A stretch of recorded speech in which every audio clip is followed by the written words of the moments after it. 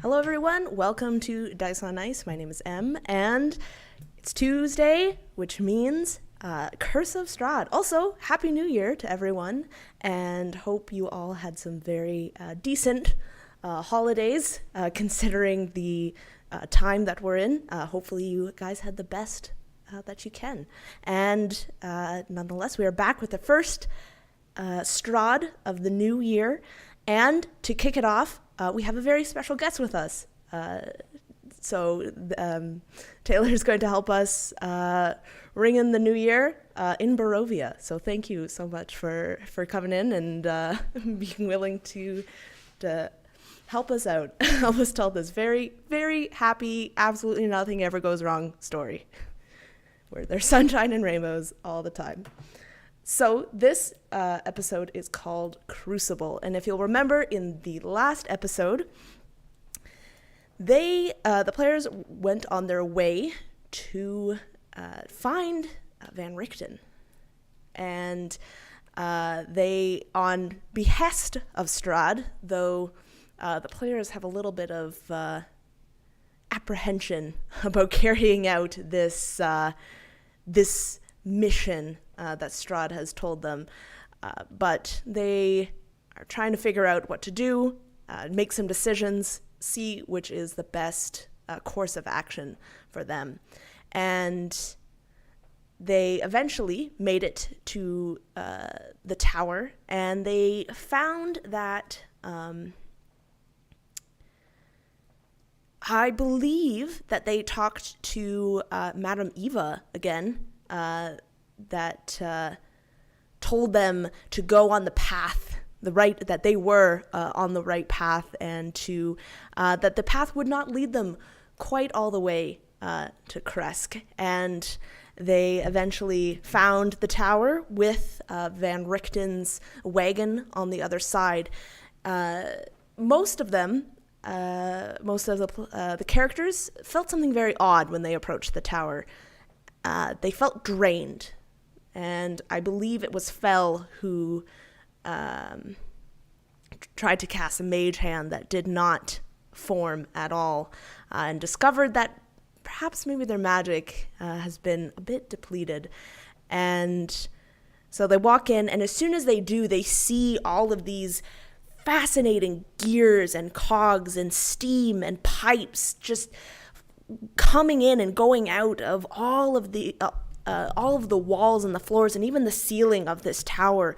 Lights that light up on their own seemingly without the presence of magic, which is very, very odd. And steam-powered devices that raise and lower a platform in which they were able to go all the way up into the tower.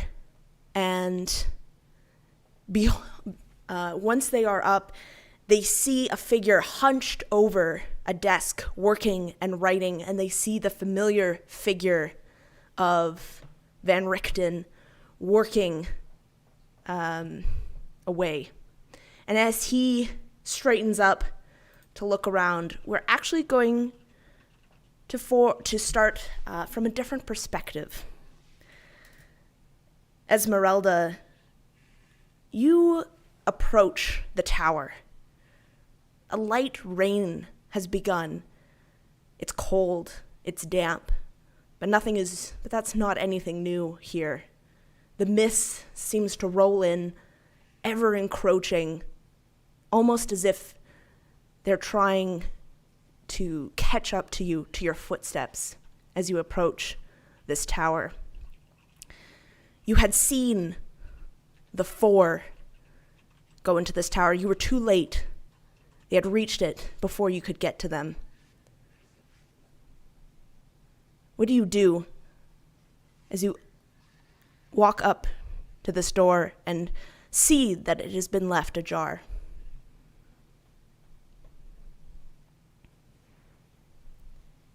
Esmeralda will quietly push the door open, knowing exactly the force it takes to move it so that it does not squeak. She will leave it ajar behind her so that the sound of rain muffles her footsteps. And then she will carefully follow these intruders. You follow quietly. You hear voices. You can hear them using the contraption of what Van Richten called a lift in order to get themselves up. You know, however, that there is a hidden staircase that will lead up to the top of the tower where you suspect their destination is. Esmeralda finds the lever, and the stone slides away. She takes the stairs 2 at a time, sometimes 3. Breathing hard, she reaches the top.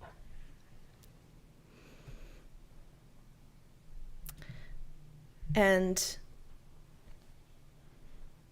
you hear Van Richten's voice. Ah, I did not expect you to be here. Is everything all right? And you hear that pause in Van Richten's voice. Do you enter into the room?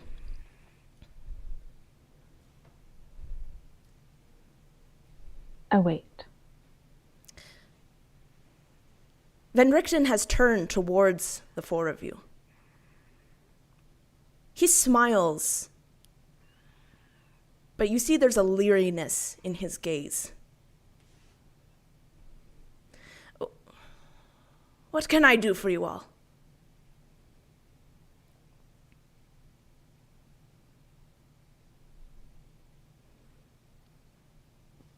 I imagine the first thing that Fell does, she pulls Van Richten's journal that she recovered from his damaged wagon outside the tower out of her small knapsack, and she actually steps forward and kind of holds it out to him and says, you left your journal out in your burnt wagon outside. It's good to see you again, I suppose.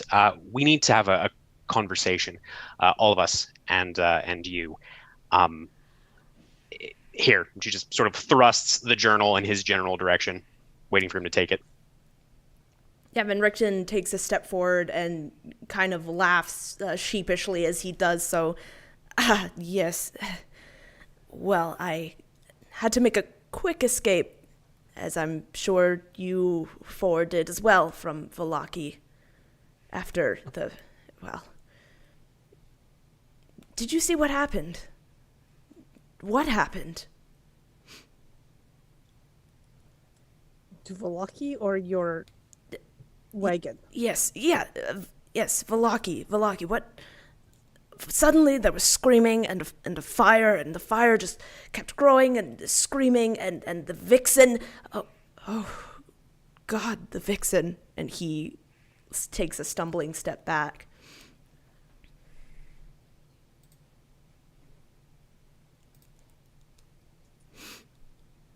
Corla just looks to Fell. She's not saying anything.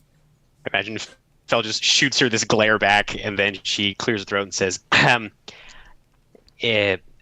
there were vampires in the coffin maker's shop, and we attempted to destroy them before they could hurt the people of Vallaki, but the fire got a bit out of control, and then there was a blood rain, and it just spiraled out of control from there. There were riots in the streets. The Baron had been slain prior to all of this. So not a great situation,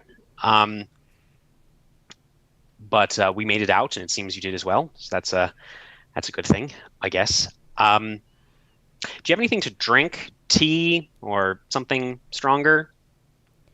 Maybe? Yes, of course. Have a little bit of wine left. That would be whiskey? Great. That would be even better. Whiskey. And she looked to Corla and to Eli. Wine, whiskey, something, anything.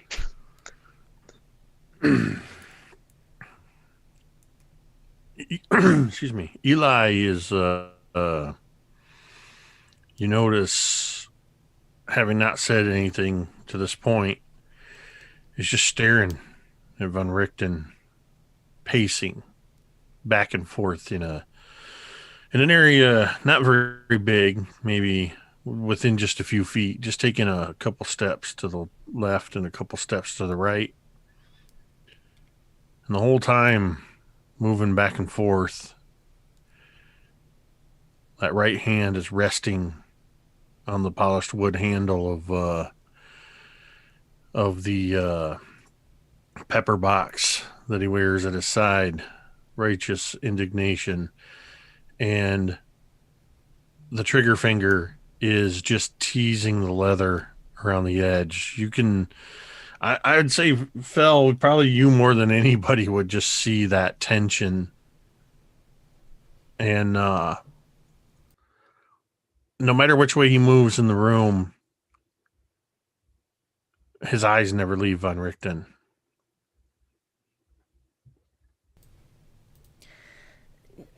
Yes, of course. And Van Richten begins to step off from his stool and begins to pour drinks. You can see that he doesn't have 4 glasses, so he is using whatever he can, various what looks to be alchemy flasks and jars of maybe that have been filled with something, perhaps something else, and he kind of dumps it all out, and you can see that he has this kind of nervous energy about him. This you don't need to perceive, have powers in perception to see that he is fidgety, to say the least. But soon he fills the glasses and he hands them to you.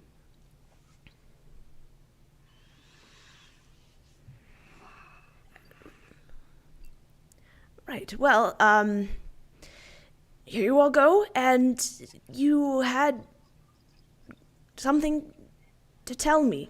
Questions? Sort of. And Fel's just going to take this long gulp of whiskey from, I imagine it's like a repurposed beaker, basically, that he's cleaned out as best he can. Just takes this long drink from this beaker, kind of winces. Wow, that is strong. So, like I said before, we're obviously very glad that you were able to escape Vallaki, but we find ourselves in a bit of a she kind of looks to Eli and then to Jean for a moment, then back to Van Richten. Bit of an awkward situation. So first, before we begin, and she shoots a very pointed look at Eli, noticing the small pacing that he's doing, we are not here to hurt you. And I know that doesn't sound great, but we are not here to hurt you. We just want to talk because of this aforementioned awkward situation. Okay, so we... 2 of our companions, Eli here and Jean, just kind of gesture to each of them as she's saying their names, they were afflicted with vampirism. And, well, they are technically, or they were. Anyway, so we ended up relatively recently in Strahd's castle outside of the village of Barovia. And he requested that we track you down, find you, and bring your soul to him in exchange for curing Eli and Jean of their vampirism. He's already shown that he can cure people of vampirism because Eli here is no longer afflicted, but Jean still is. So I personally, and I think, she looks to the other 3, I think I speak for the group when I say that we don't want to kill you for Strahd because he's an asshole, obviously. We were hoping that maybe you could use your insight. From what I read in your journal, you are very knowledgeable, and she looks around at all the strange devices, the beakers and the burners in this room. You obviously know a great deal. I mean, that moving floor was very interesting, fascinating stuff. So maybe you can assist us without us having to do what Strahd wants, because I think if we can avoid doing what Strahd wants at any cost, that is the way to go. That's about the size of it. And she just takes another long drink from this beaker of whiskey.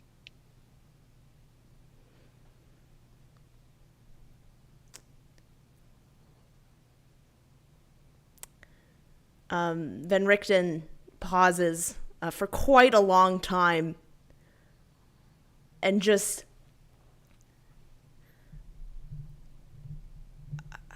I see. Well, he just kind of like takes a very, very long sip of the whiskey that he had poured himself. Right. And you came straight here, right? Is that right? You came straight here?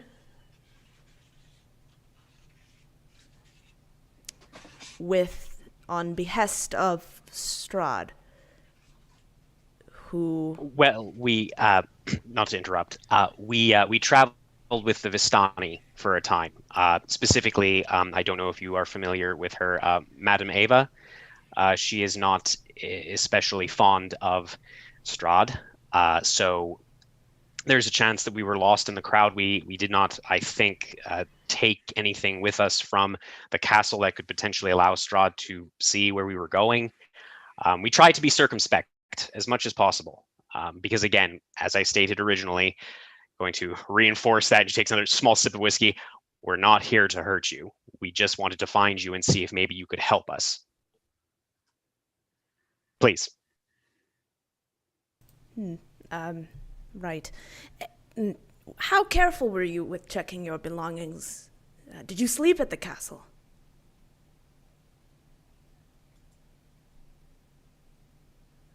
Phil just nods slowly. Well, not well. Yeah.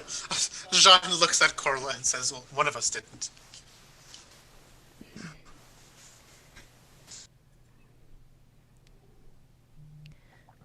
Well, then I'm afraid we've... Oh, dear gods. Well, even if you were not here to kill me, I'm sure Strahd knew that. He's not an idiot. I believe we should probably start... This place is no longer safe, and he begins to clean up, to rush around the room, but never really turning his back to you.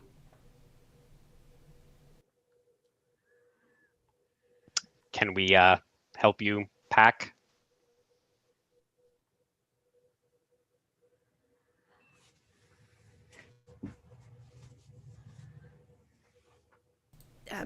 No. I'm fine. I'm fine. Just let's just get this. Oh, dear lords. All right. Here, let me just. I need everyone, please, to make me a perception check. Esmerelda, you can do so as well at disadvantage, as you are kind of listening into all of this. Strong start for the night. That is a 17. 21.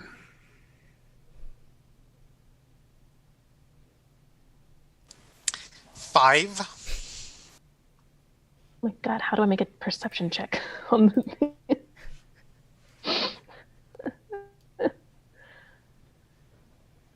Seriously? Are you on Beyond? Yes. Okay. Go ahead, check it. It's okay, I got it. Not good. And Corla? I don't want to admit my roll. It was terrible. It was really bad. You see a very dark shadow skirt from scuttle away from where you were standing on the on this platform. It scuttles out into the darkness. A shadow that once again returns to the shadows, and you can no longer see it.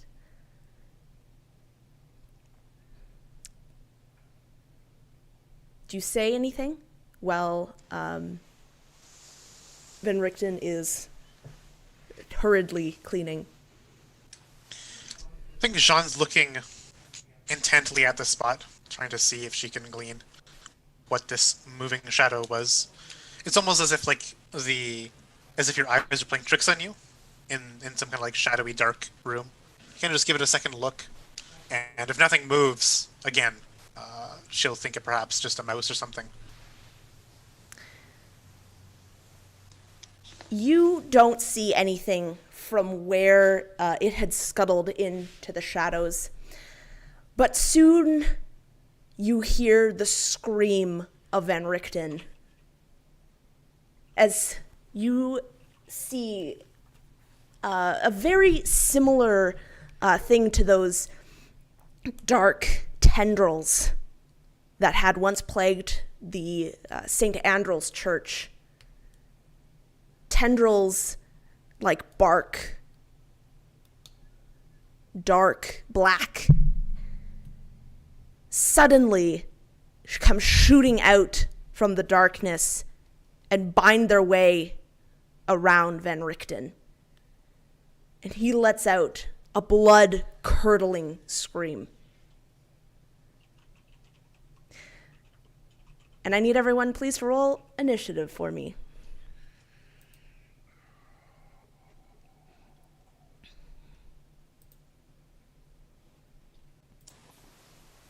Well, crap. Man, my die almost landed on natural 20, and then tipped over at the last moment to an 8. I'm like, come on. Come on. Come on. Come on.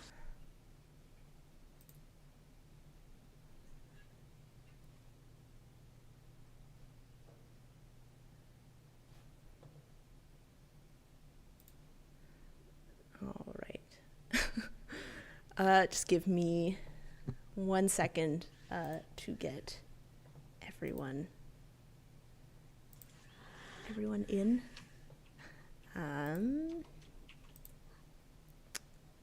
Okay, perfect.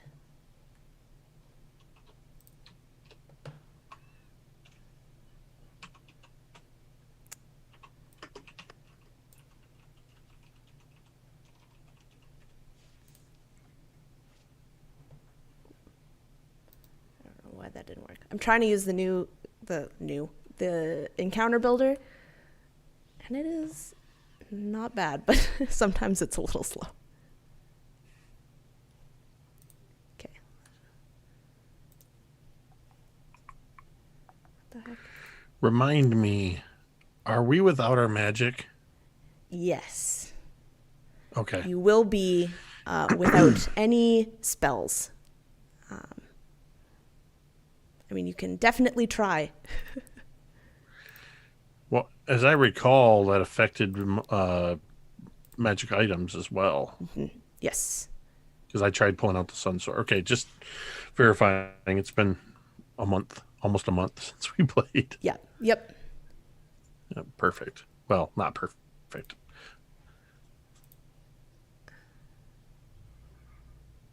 All right. Well, I'm super confused. So I guess I'm not doing this. Weird. Okay.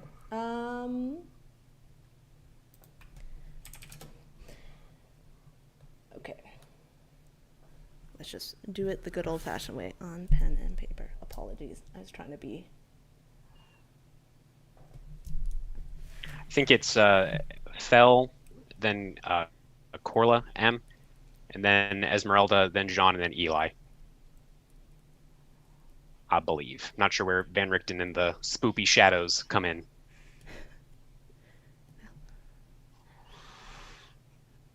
Perfect. Okay, Fel. You see these things start to latch their way around Van Richten, and he begins to be pulled into the dark shadows of this tower. Yeah, so a little surprised since she did not see the shadow or have any indication where this thing is coming from, and probably being a little startled to see those tendrils again, since the tapestry, as far as she is aware, is nowhere around. She will pull out the dagger that Eli silvered for her, and she will just rush towards one of the tendrils, grabbing Van Richten, and just attempt to start cutting it. I could roll an attack if you'd like. Up to you. All right. Yep. I shall do that. Man, not rolling too badly today. That is a 18 for a whopping, it's minimum damage. 3 points of slashing damage, or piercing damage rather, with the silver dagger. I imagine she's, again, a little surprised, so it's a very kind of shallow, glancing cut. She also probably hasn't used her knife in a while since she's become a little more dependent on her spell casting. But that'll be it. All right. Perfect. Corla. Corla is right behind Fel with that silver dagger thing as she pulls out hers. But I'm going to stop for bonus action to do insightful fighting against creature. So I'm going to roll versus its deception. Okay. I got 25. Okay, and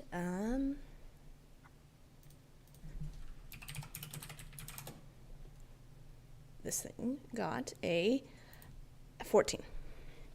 Okay, so I have my sneak on it even for a minute, which is good. Okay, so I'm going to lunge forward as well to poor old Von Richten and attack the tentacles that are grabbing him. Oh, let's hope that hits. That's a 15.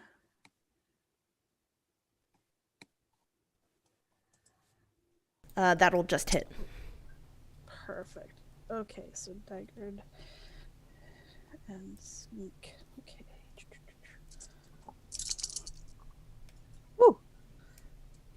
That's like almost max damage. So 10 and 11 is 21 plus 4, 25 damage from my silver dagger.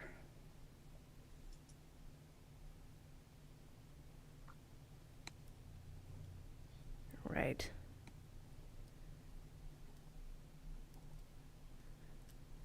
Awesome. And is that your turn? Yes. Yeah, and I'm staying close there. Okay. And Esmerelda, you hear the sharp, high-pitched scream of Van Richten. What would you do? There's a flurry of movement from a place you hadn't noticed yet, and Esmeralda will seamlessly burst through the door, and then I will, as a bonus action, designate the shadow creature, and then I will attack it. As Esmeralda pulls out a long shining, or a delicate shining short sword. It's going to be dirty 20s for both the short sword and an unarmed attack, as she will slice at it and then try and grab one hand around it to almost forcibly pull these tendrils of shadow off it. Perfect. Yeah. That is 10 damage for the short sword, and 5 damage on my unarmed.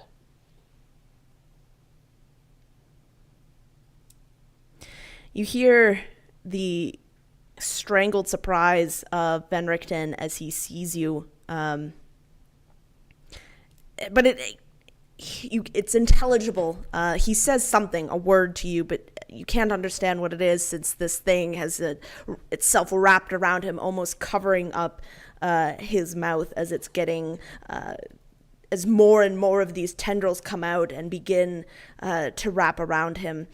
And the shadow thing, 3 tendrils come out from the darkness, and they are going to try and hit the 3 of you, Fel, Corla, and Esmerelda. Oops. And Question real quick, Yeah. Mage armor would not be in effect at this point, right? Because of the magic dampening effect? yeah, it would not be. Oh boy, that's bad. So just so you know, Fel's AC is actually 12 at this point. Continue. So that is a dirty 20, a dirty 20, and so to hit Fel and Corla, and Esmeralda does a 13 hit you? No. 13 does not hit me either, so I want that one.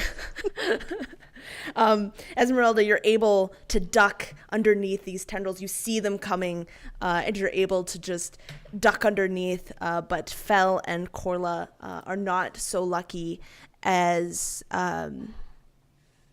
you are going to take. Also, each of you need to make, or both of you need to make a Constitution saving throw, please. So I would like to take Uncanny Dodge as reaction to have this damage. Okay. That is a 10 for my con saving throw. I rolled 20 on die, so 21. Okay.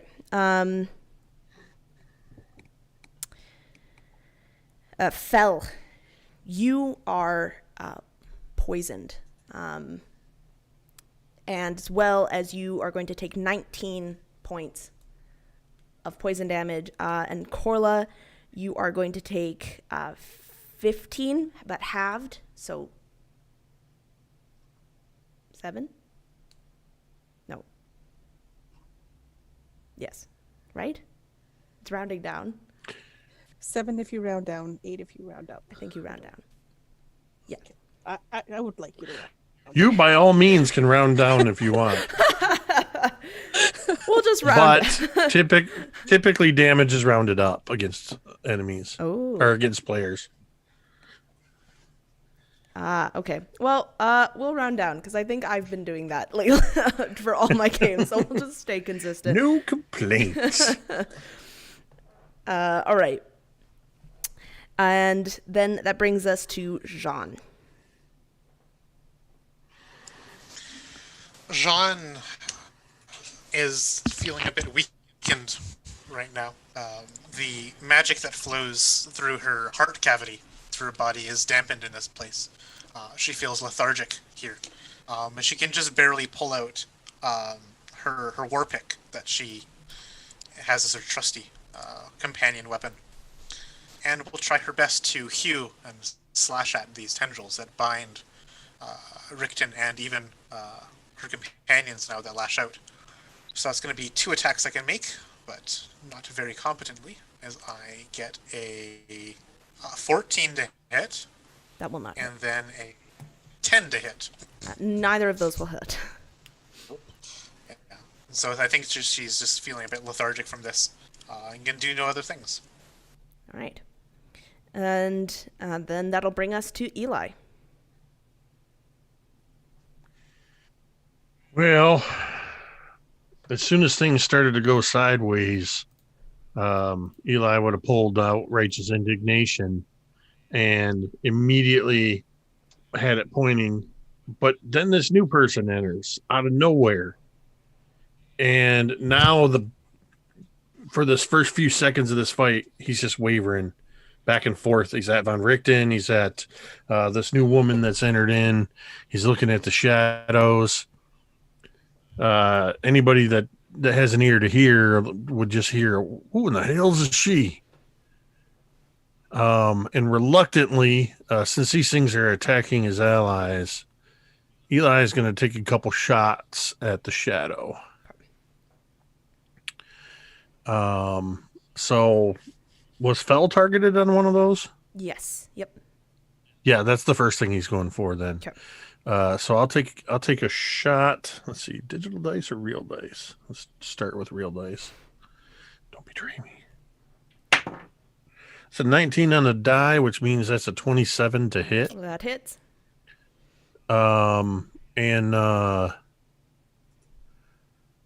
let's just see if this actually does anything to this thing. So that's going to be, as there's just this, it's been a while since he's used his pepper box, and we're indoors in a relatively enclosed space. So I imagine there's this sort of loud but slightly muffled just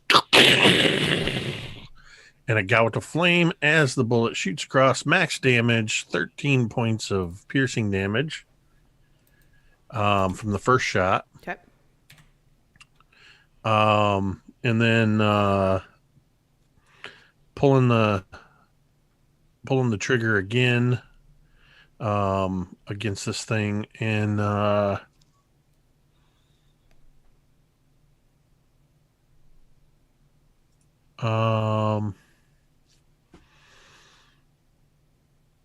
I'm gonna prepare to.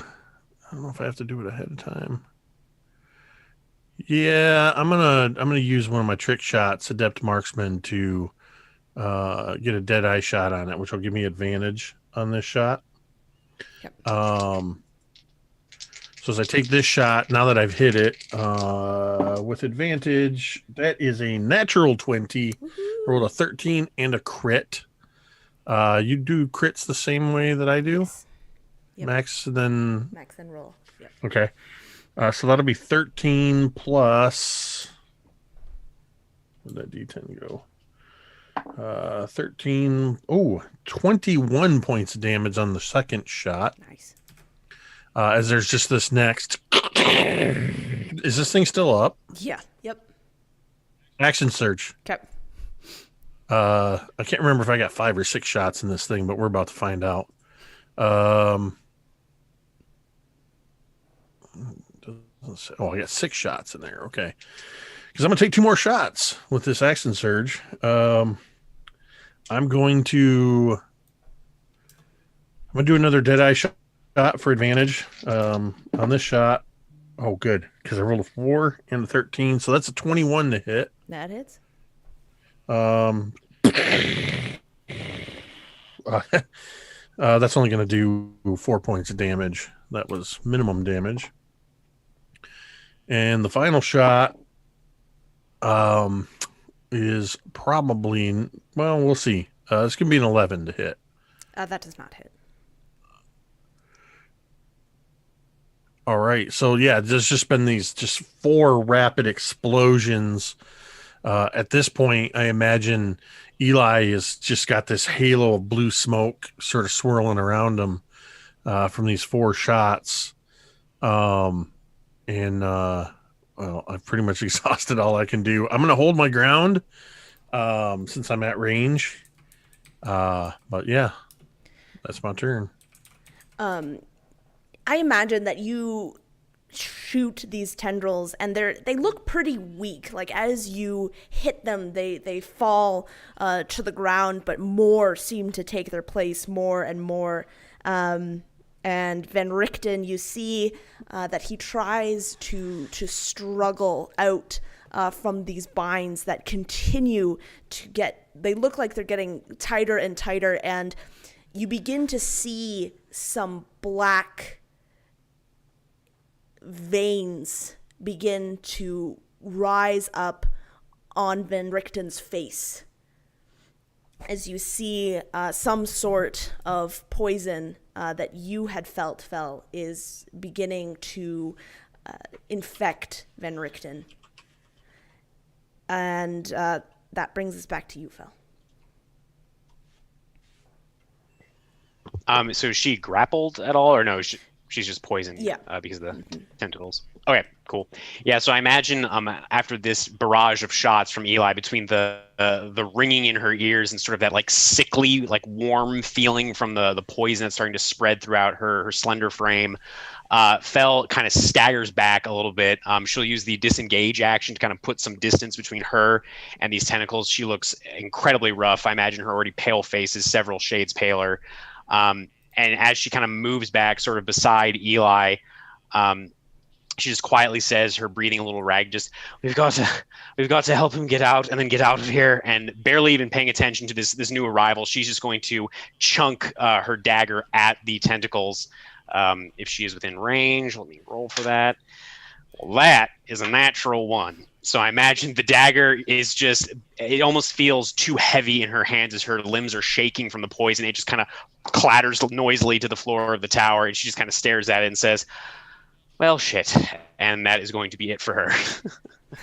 Oh, actually, I apologize. She wouldn't have actually been able to throw the dagger because she took an action disengage, but whatever. She drops the dagger. And this thing is you can begin to see that as it's fighting, it's also growing, and it's taking hold of many of the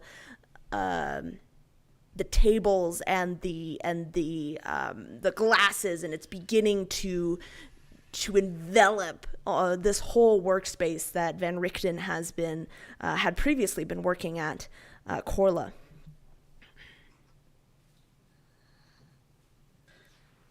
Korla is not going to leave him to this fate. She is going to try again to slice through these tentacles. That is a 15. Yes. That Yep. hits right. Oh. Okay, so it's not as good. 10 and 7. 17 this time. 17 points of damage? Yep. Okay. Yeah, from the silver dagger. Sweet. Okay. All right. Esmeralda, you see these 4 fighting against this dark force that is holding on to Van Richten. He grappled. He is, yes. Esmeralda would like to try and break him from that grapple. Okay. Yeah, make me a strength, Well, it's just strength, right? which I believe you get Athletics? advantage on, if I'm not mistaken. I'm unsure. I'm very new to this character. Yeah, just let me double check. I believe you do. Just let me have a quick look.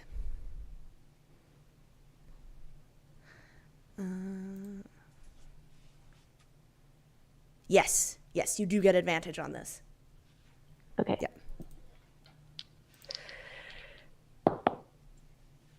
Okay. That is going to be.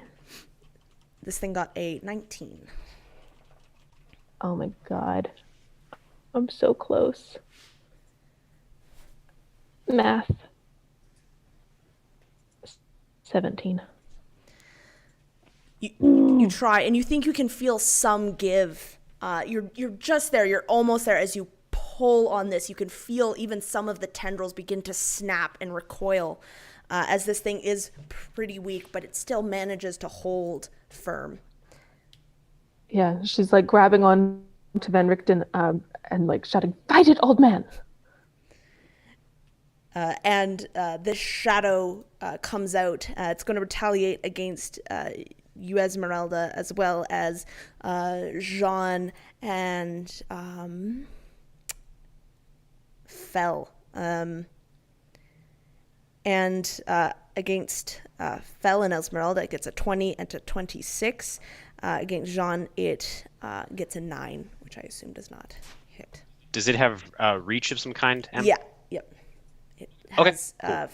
Well, sorry, how far are you away? However far Eli is. I'm not sure how far. Okay, so he then, was. sorry, that's my mistake. I thought you were still You're good. up there. Yeah, no, I disengaged. Okay, so then it wouldn't come up against you, but it would come up against Korla. I believe you're still up near it. Yes. I did not leave. I'm still there. Okay, apologies. So yeah, it got a 20, a 26, for Corla and Esmeralda, and then a 9 for Jean.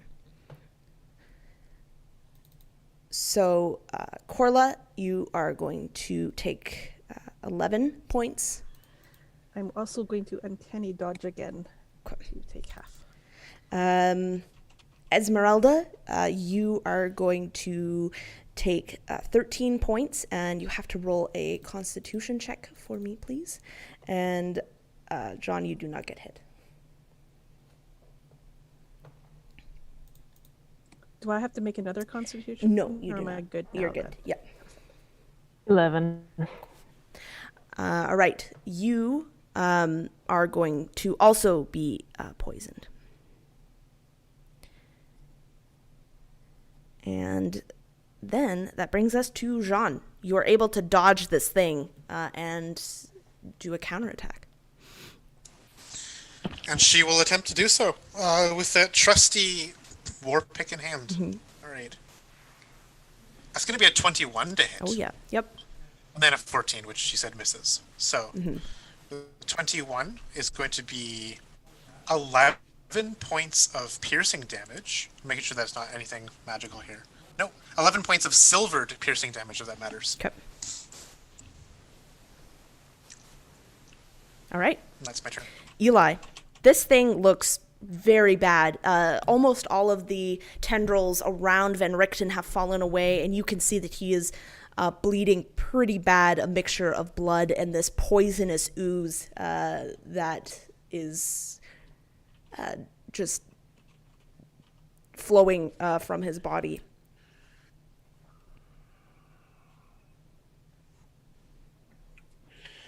Well,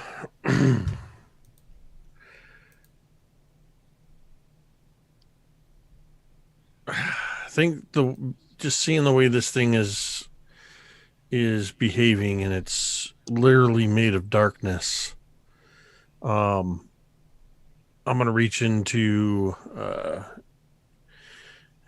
my inner pocket of my jacket and pull out one of the flasks of holy water that I made for all of us. And since these things seem to be sort of centralized, you said a lot of them have fallen away, but are there still some that are on Van Richten? Yes. Yep. He's still grappled. So, okay. So, targeting specifically the ones that are holding on to him, I'm just going to hurl this flask of, oh shoot, I'm going to have to,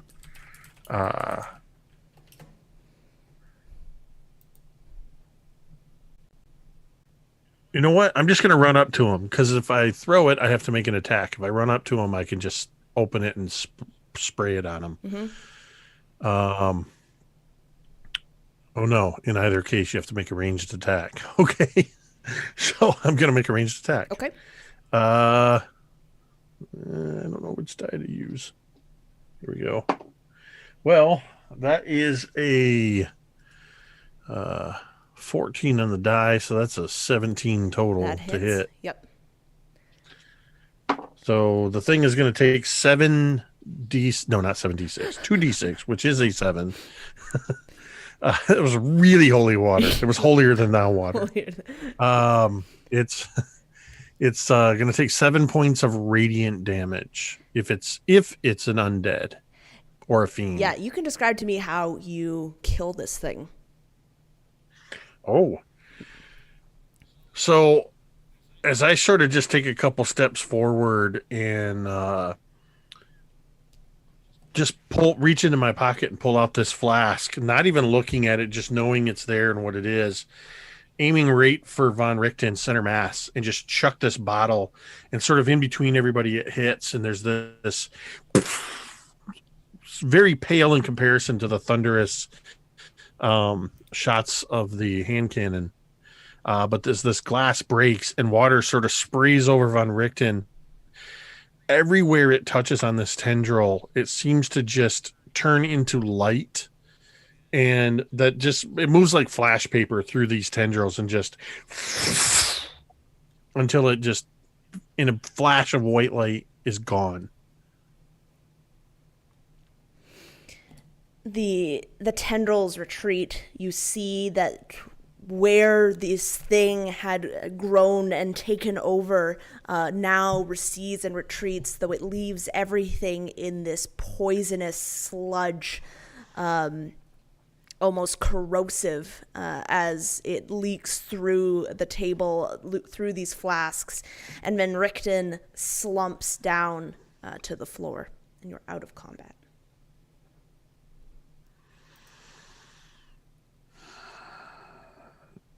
I am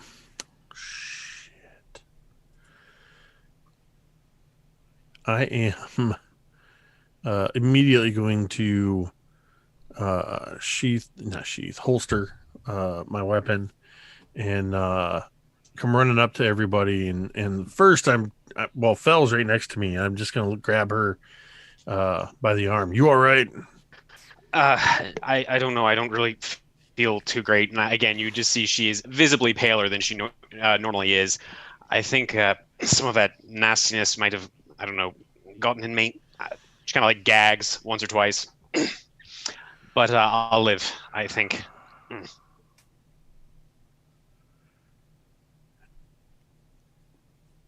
There's a hesitation. And I'm going to just look you over. Are you okay? Yeah, I'll be fine. Okay.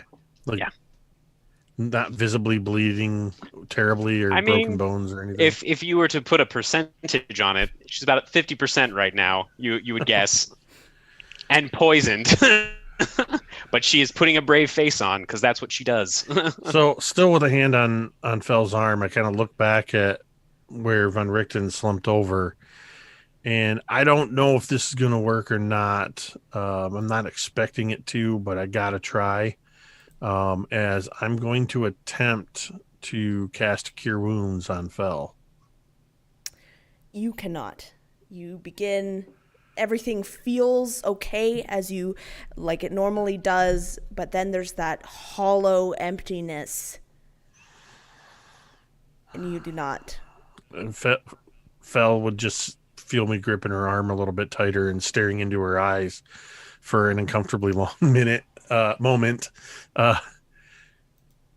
Damn. Listen, don't worry about me. Go and check on Van Richten. He's the whole reason that we are here, and whoever that person is. And she points a little shakily over at Esmerelda. I'm going to go and post up by the door, and she'll kind of gently remove her arm from your grip, Eli, and go to stand kind of by the door leading back to where the lift would be, leaning against the wall, almost like propping herself up against the wall. And then I'll run over to the others. Corla, Jean, either you got... Anybody got healing potions on them that don't need them already?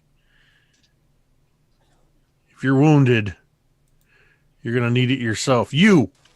I don't know who you are. You got any kind of healing medical kit? Jean fumbles and produces a singular, eeny weeny teeny little potion of healing. I'm going to look at Jean, though. Are you hurt? No, it didn't get me, she says to you. All right. And I'll take this little vial. And I'm going to look again at Esmerelda. I said, do you have anything? Esmeralda is ignoring you. She is cradling Van Richten, like putting her hand to his forehead and cupping his face. Van, speak to me. Don't you dare give up on me right now. Here.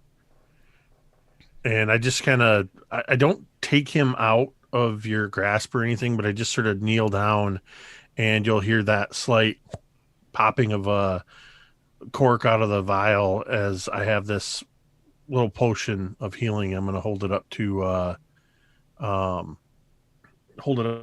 his mouth and start to pour it in.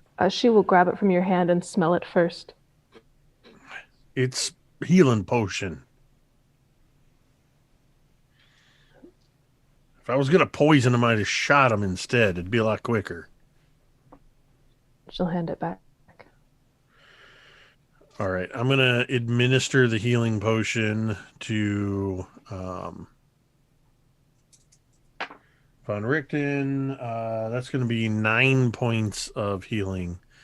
As I make sure that just about all of it goes in. And then I'll look up at this woman. Look, if I could, I'd do more for him, but I seem to be my hands are tied at the moment. And you see Van Richten taking a very, very sharp inhale, followed immediately by him throwing up all of this dark, poisonous liquid on the floor. And he looks back at you, Esmeralda, with like just a weak smile as he tries to stand, very shakily. I need some God's mallow right away. And you would know that he keeps a lot of his plants. Yeah. Esmeralda knows which one it is, and she immediately goes rummaging through the drawers for the dried God's mallow in its little satchel. Here. He takes it and immediately sticks it in his mouth and begins to chew. And he also gestures to you to take it as well, to help with the poison here. Oh, great. Thanks. And Phil will sort of weakly push herself off the wall, stagger forward a couple of steps, catch herself, and then grab the offered plant from Van Richten, just cram it into her mouth and start chewing. Yeah, he he kind of holds it back from you, kind of at the last minute, like pretty quick. And What? he just gives it to Esmeralda first. You first. Take a pinch. Under your tongue. She'll tear off a small piece before handing it to this other woman. Thanks. And she'll grab it and pop it in her mouth. Yeah, you notice that there was very little left. Just enough for just barely two. And he, sorry, she knows how much to take. Couldn't have only one of you. And he kind of chuckles to himself but he looks. This is why I was so unsure. You fools. He just lets out and kind of collapses a little bit down, obviously very weak. Esmeralda kind of supports him, lifting him up by one arm and his shoulders. She turns and she looks daggers at the only one who's spoken to her, Eli. Look at what you've done. We saved his life. What do you mean what we've done? You brought that thing here. Did no such thing. Liars, I saw you with Strahd. When did you see us with Strahd? Wouldn't you like to know? Yes, that'd be great, actually. It seems kind of relevant to The conversation. your accusations here as this is going on. You hear this sort of as I light one of my torches, and then I use that torch to light a couple more. And I'm going to drop as many torches as it takes around the edges of this room. Just throwing. Wait, before I do that, is it a wooden floor or a stone It's a floor? wooden floor. Okay, I'm not going to drop them on the floor. But I'll find some way to kind of hold them up around the room if there's sconces, whatever. Yep, there's sconces. But I'm going to light as many torches. I have 9, so however many I need to light to chase the shadows, as many of the shadows as possible away from this room. Okay. And so just kind of as I'm doing this, walking around and saying that last line to Esmeralda.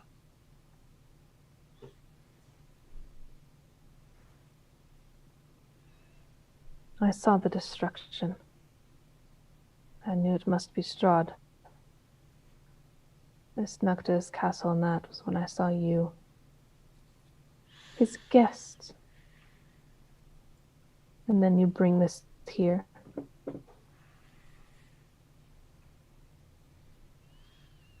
You bring death with you.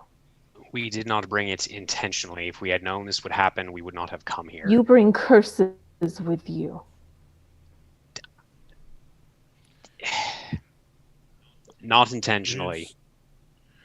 You can't take but three steps in any direction in this cursed place without stumbling over somebody or something that's cursed. True. This whole land is blighted.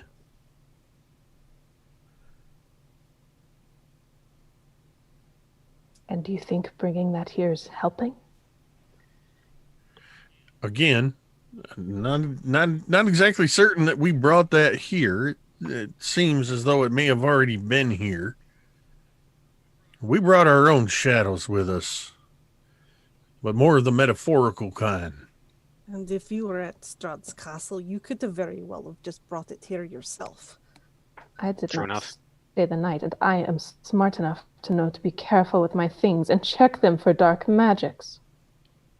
We should probably do that, actually. And Fel will, still chewing on the god's mallow, kind of pull her knapsack in front of her and just start rummaging through her belongings, see if there's anything odd in there. Oh, crap. I don't have those boxes still, do I? Oh yeah, 100%. They don't leave. Do I still have them? Yeah. You burned one, but That's right. yeah. Yeah, so I imagine as the that was just me, the player, suddenly remembering it. I'm sure Eli would have remembered. As Esmerelda and then Fel says this, there's a real subtle shifting as I just kind of pull at the straps of my rucksack. It's actually a wooden chest, and just kind of shrug it into place because I know what's in the rucksack.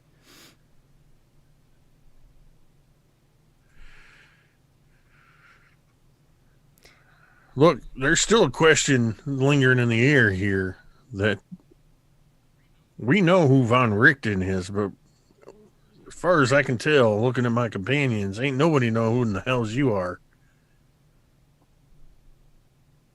So we're just supposed to take you at your word?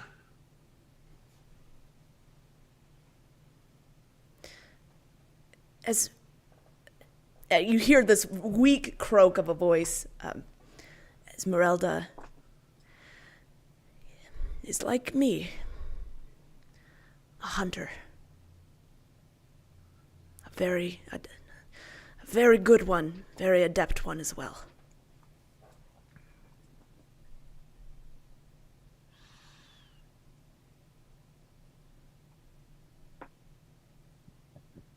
Yeah, and I'm a hunter too. Does that make this a lodge? We still got ourselves a bit of a situation here.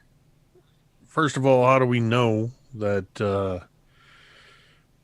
there's not going to be more of those things coming to try to take you out? How do we know? Well, I just feel like there's a lot of unknowns here. Esmeralda will prop Van Richten against the desk and begin packing items, similar to what he'd been doing previously. And she'll look over her shoulder. We don't know. This place isn't safe because you came here and you brought that. And now Strahd knows we're here.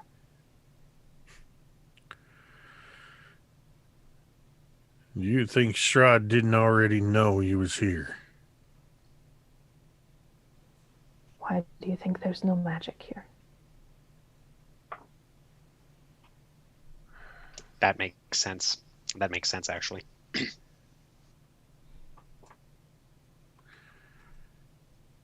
Wait, there's no magic? Yes, we discussed this, Corla. Oh man, oh man, oh man. What about lights downstairs? That's not magic, obviously. It's some sort of, I don't know, maybe it's like a gnomish machine, back home. But, you magic peoples. And Fel will sort of sling her knapsack on her back and weakly stand up. Is there a safe place, Esmerelda, where we can go, since this tower is obviously no longer secure?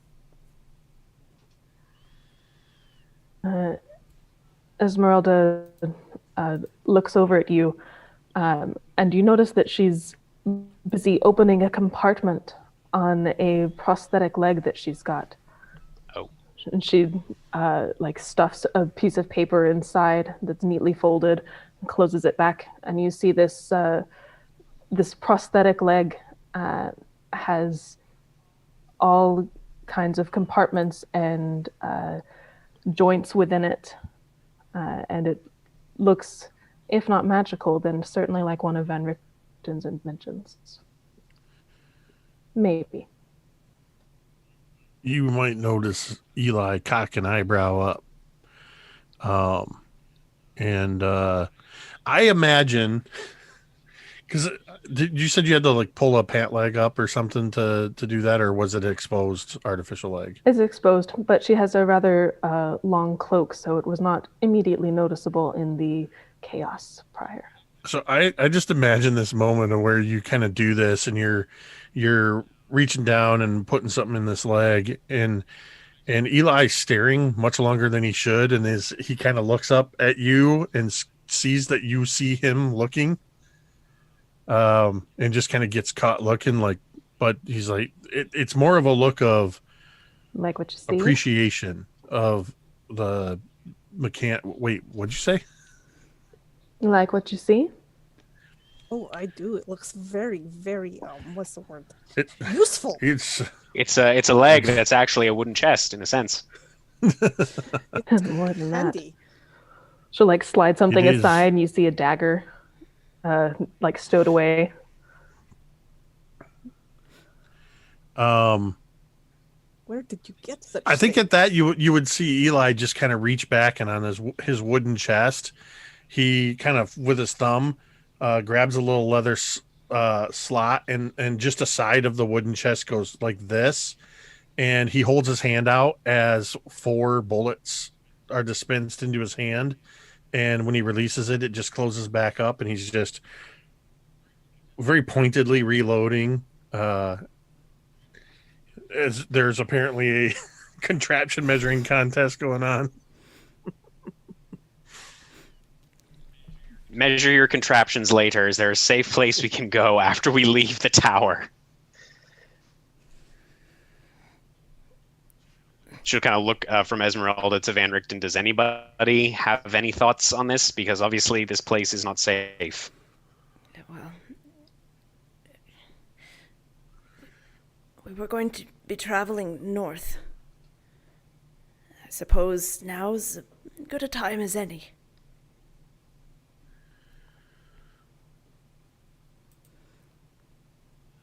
I suppose for a moment that she's right. And we did, unwittingly, mind you, bring that shadow with us. Wouldn't that mean Strahd doesn't have an easy way of getting at you? And the threat for the moment then would be past. I'm fearful of what that thing might have done on its way up here. And I'm fearful of what we might be running into. That might have just been the lure. Give us a false sense of confidence, and we head out of here. Get you outside. If this is your doing, this limiting the magic here, it might be playing right into his hands. That's all I'm saying. You may have a point. Right. Okay. Well, here's what we can do. And he kind of gets himself up a little bit to sit on the chair that he was, but he's still very weak. He looks around, and you would notice that now the lights, these orbs that turned on by themselves, are out. I suspect the generator is shot, or they've done something to it. I don't think, with that down, I don't know how much longer this anti-magic field is going to last. Esmerelda will take you to the basement. She'll show you how to get it working. You will make sure she is not attacked. Watch her back.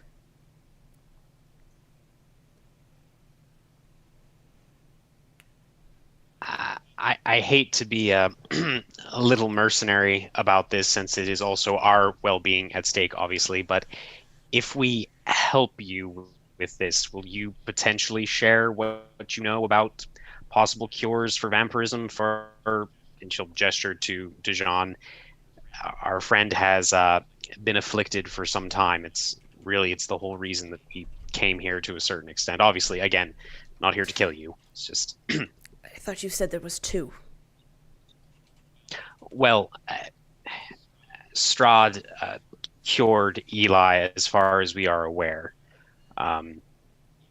If there is a way that you can determine if that is so or not, because Strahd's gifts are often poison gifts, it seems, literally in certain cases, that would be welcome as well. If reactivating this, what was that word you used? Jenna something? The generator. Right. That word. The generator. If we activate it again, would you be willing to share what you know with us? He nods and he looks to Eli. I would be very hesitant about how well you are cured. Because if there isn't something, if he hasn't already done something to you, through whatever ritual I'm sure that he has enacted, I'm certain that he will not be pleased that you have taken this gift. And to him, sullied it, went back on your word. I assume you gave your word, or else he would not let you leave. One thing You're making some bold assumptions and leaping to some certain knowledge that implies you might know more than has been told. We have been studying Strahd for years. Fair enough. Truth be told, cards on the table, and I look at the others. I look at Fell, and I just shrug. Yeah. When we came in here just a little bit ago, I wasn't too sure if I was going to put a bullet between your eyes or not.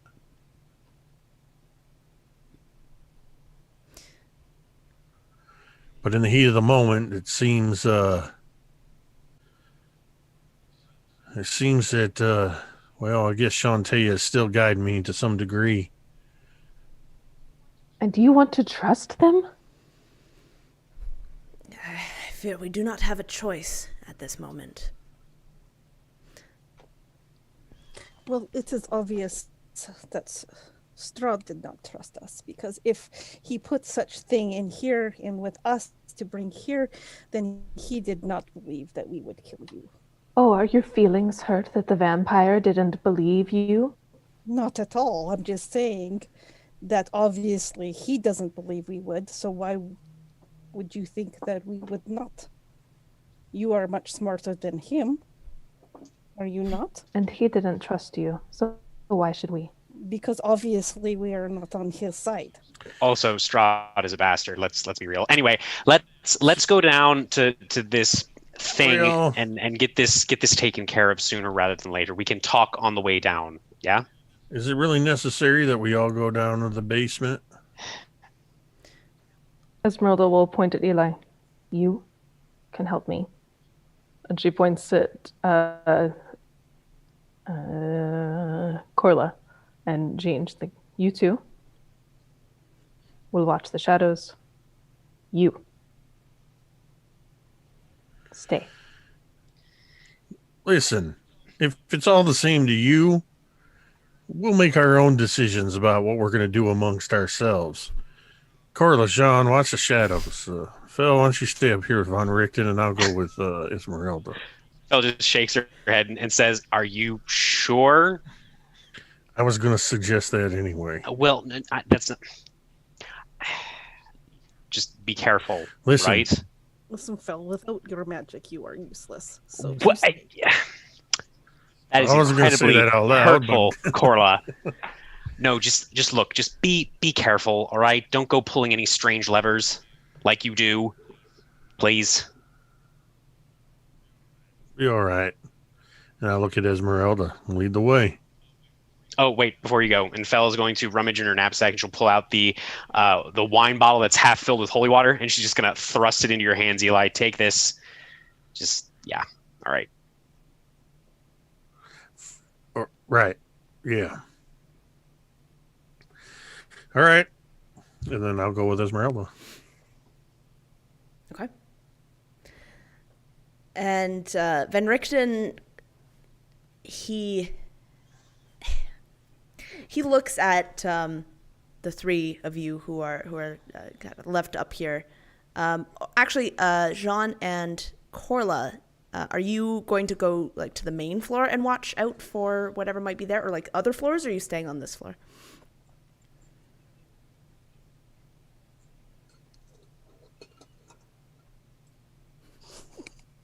no. When they said watch for shadows, were they indicating this room or?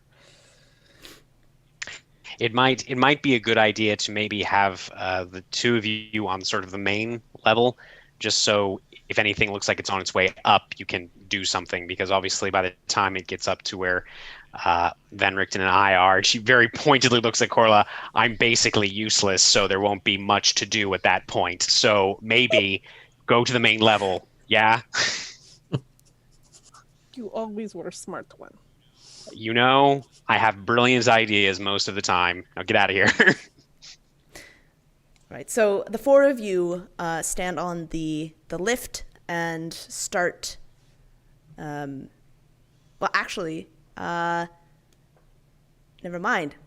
You cannot go on the lift. You might be walking towards the lift, the three of you, but Van Richten stops you. Just with the generator's not working, take the stairs.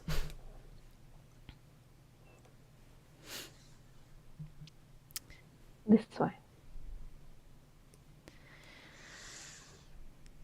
And so the four of you continue down the elevator, and then stopping on the main floor, Corla and Jean step out, and then Esmeralda, you hit the lever again, and you and Eli descend to the basement.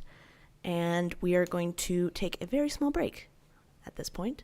Thanks, everyone, for watching and commenting, and thank you to the amazing players, and we'll be back in about a few minutes.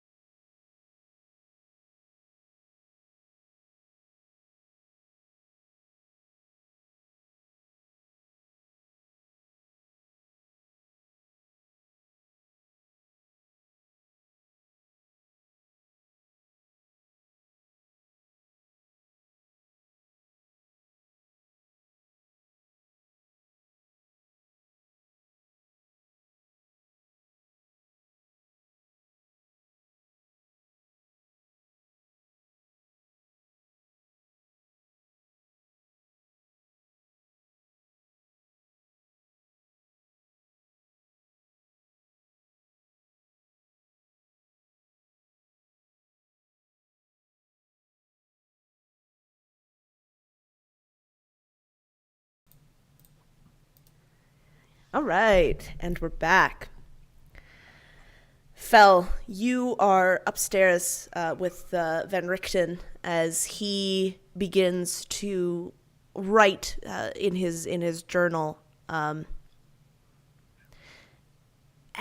a while, if you don't say anything, actually, first, do you say anything to him?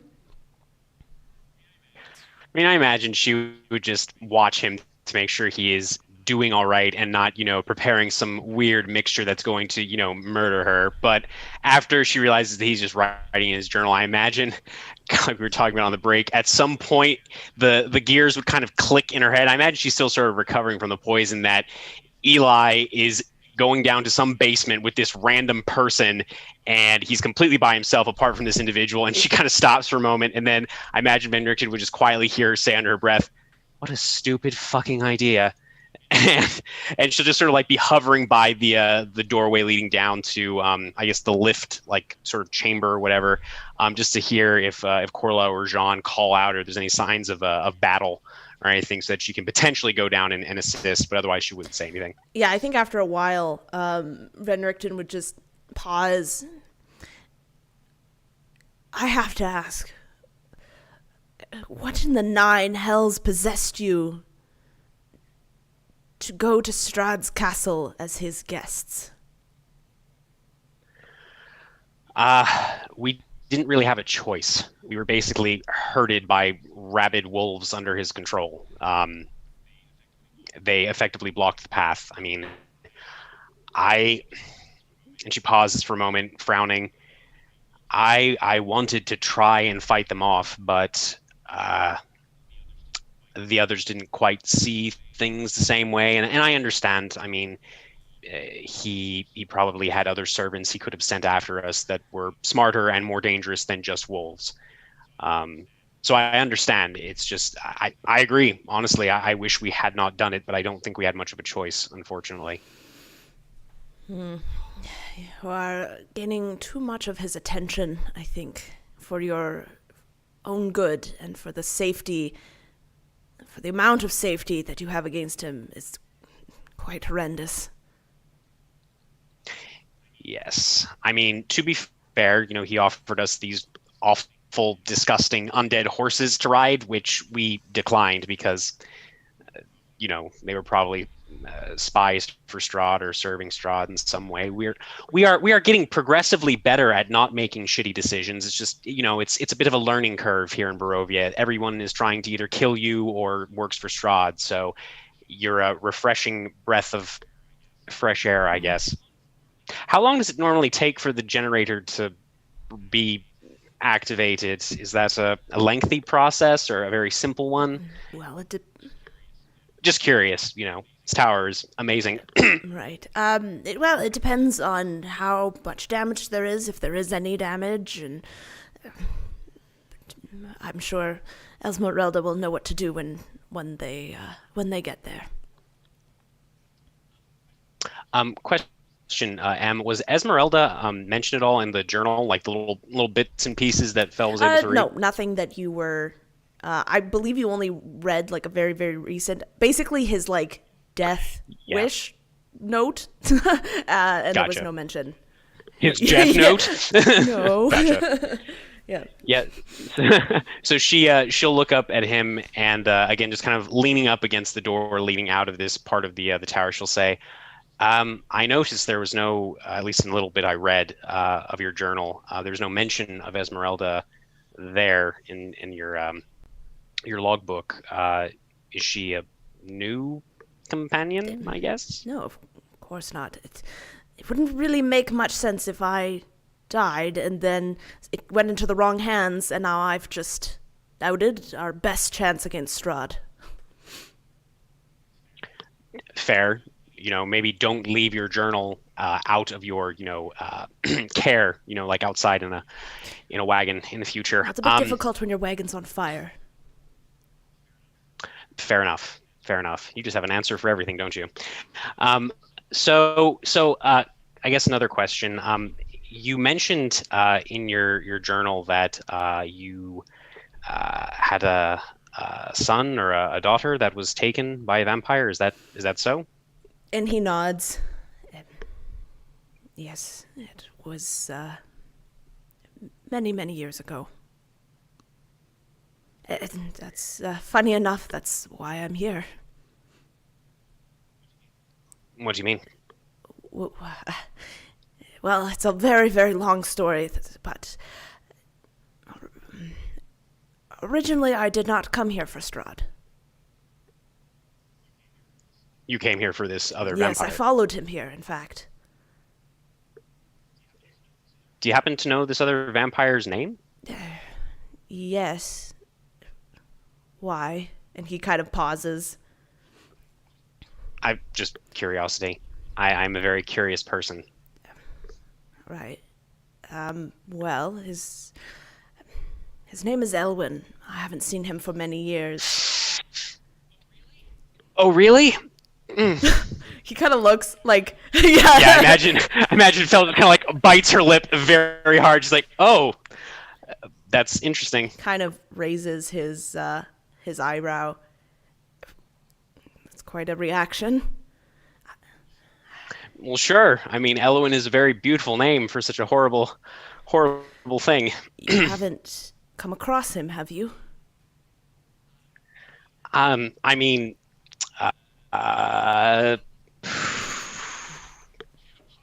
she kind of pauses for a moment. Oh man. Yes, actually. Oh, in person. I think. Where, when? And Van Richten suddenly gets very, very interested.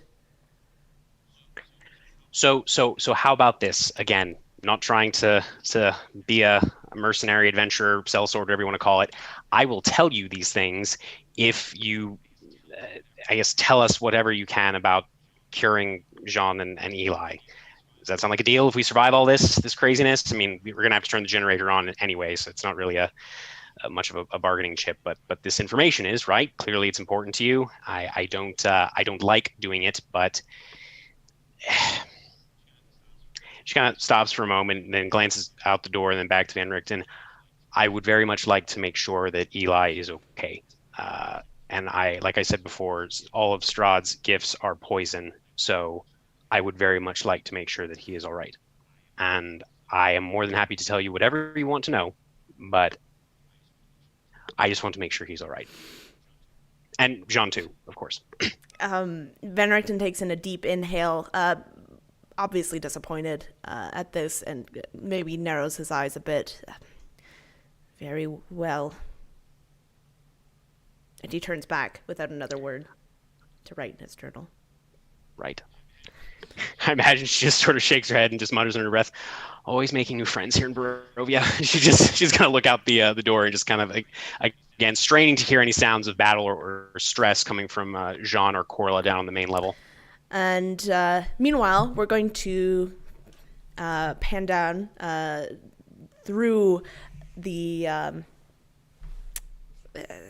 tower all the way down to a torch that has been lit, and Esmerelda and Eli make their way down to the basement. Do you talk during this time?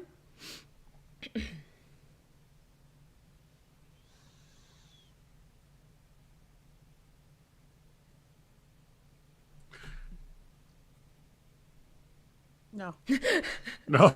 They're at her. I was gonna say, I keep in my head, Eli is just that Nathan Fillion meme, where he's just. Yeah, another one. Yep. Yeah. Esmeralda is walking next to you, and now that you're here in the quiet, you hear her distinctive footsteps. The one boot and the other the prosthetic, which comes down to what is almost a single peg, and she'll walk so that she's on, that's her right leg, and she'll walk so that she's on your left and the leg's in full view, not really caring, and in fact steadfastly looking ahead, allowing you to examine it in the torchlight if you so wish. Not to be weird, but as a dwarf, I imagine it's much closer than you would than it would if I were a more average sized humanoid. But I think for the first few minutes, as we're walking, I'm pointedly trying not to look at it. But after a few moments, I just can't help. It's just, well, the internal monologue, you don't know. You just see me stealing glances until at some point I'm probably just openly looking at it.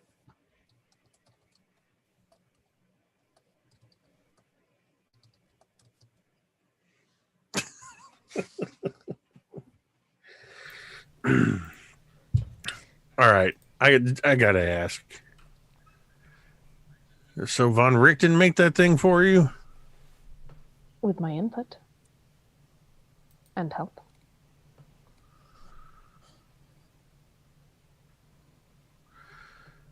It's looks like some fine craftsmanship. It seems that you've made it quite quite handy. Well, I'm sure you've noticed here in Barovia very little is as it seems. Why should I be any different? So this is your attempt at blending in. No.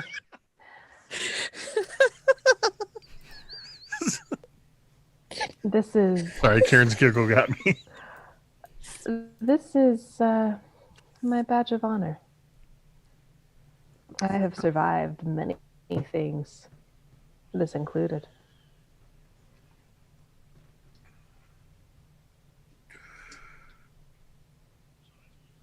So how'd you lose it?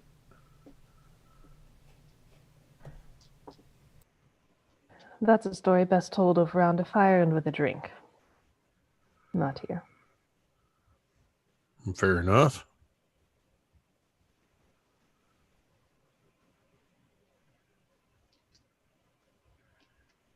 So, what exactly is a generator?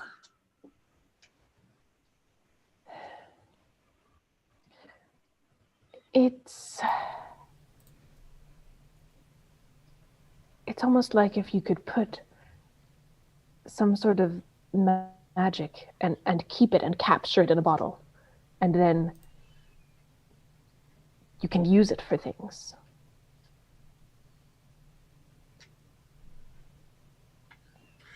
Curious. But it's clearly not magical if it's inside this anti-magic field.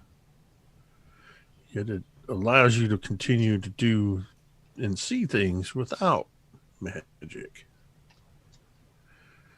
No, Very it's curious. not magic, but it's something close.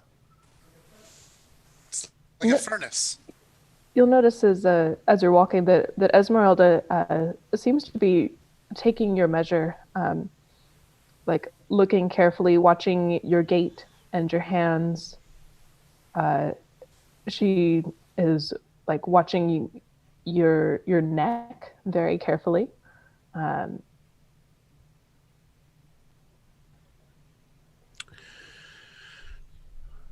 So you would notice then that Eli wears mostly leather armor, which is comprised actually mostly of this sort of leather overcoat, with maybe catching glimpses of a sort of patchwork liner.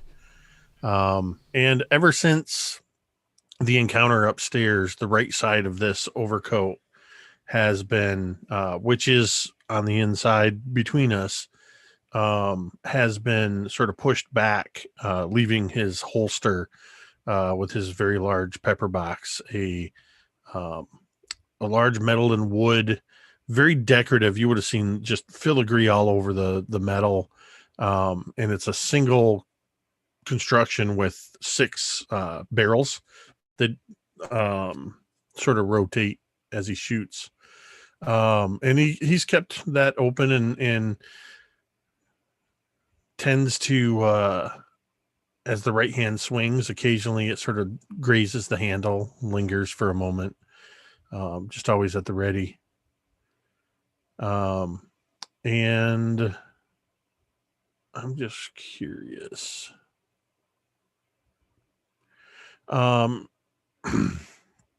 Maybe the only sign of indication that he notices you looking at his neck be to sort of almost absentmindedly just kind of reach up and rub the spot where he'd been bitten before. Do I still have the bite marks, Em?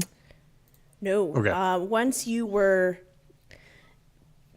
potentially healed by Strahd, that white pallor that you had and that bite mark have disappeared.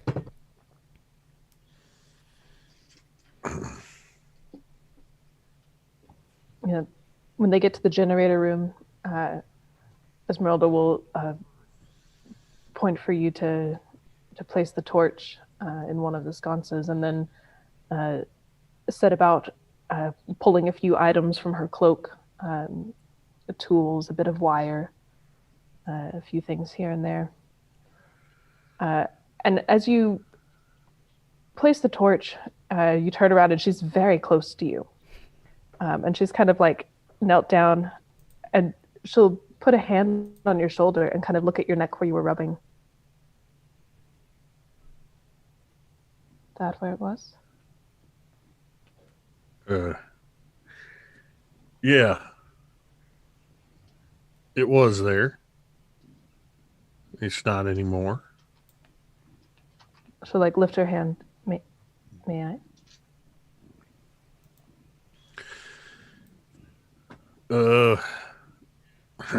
Yeah. And I'll kind of loosen the sort of handkerchief or scarf or whatever, and just kind of. I imagine as we came in here and we're getting ready to work on this thing, that I would have taken my pack off and kind of set it to the side. Yeah, she'll kind of like pull the like the kerchief away, and you'll feel her fingers like run across the neck. Incredible. She'll step back. I can't be certain, but I can spot a vampire, and I don't see any signs.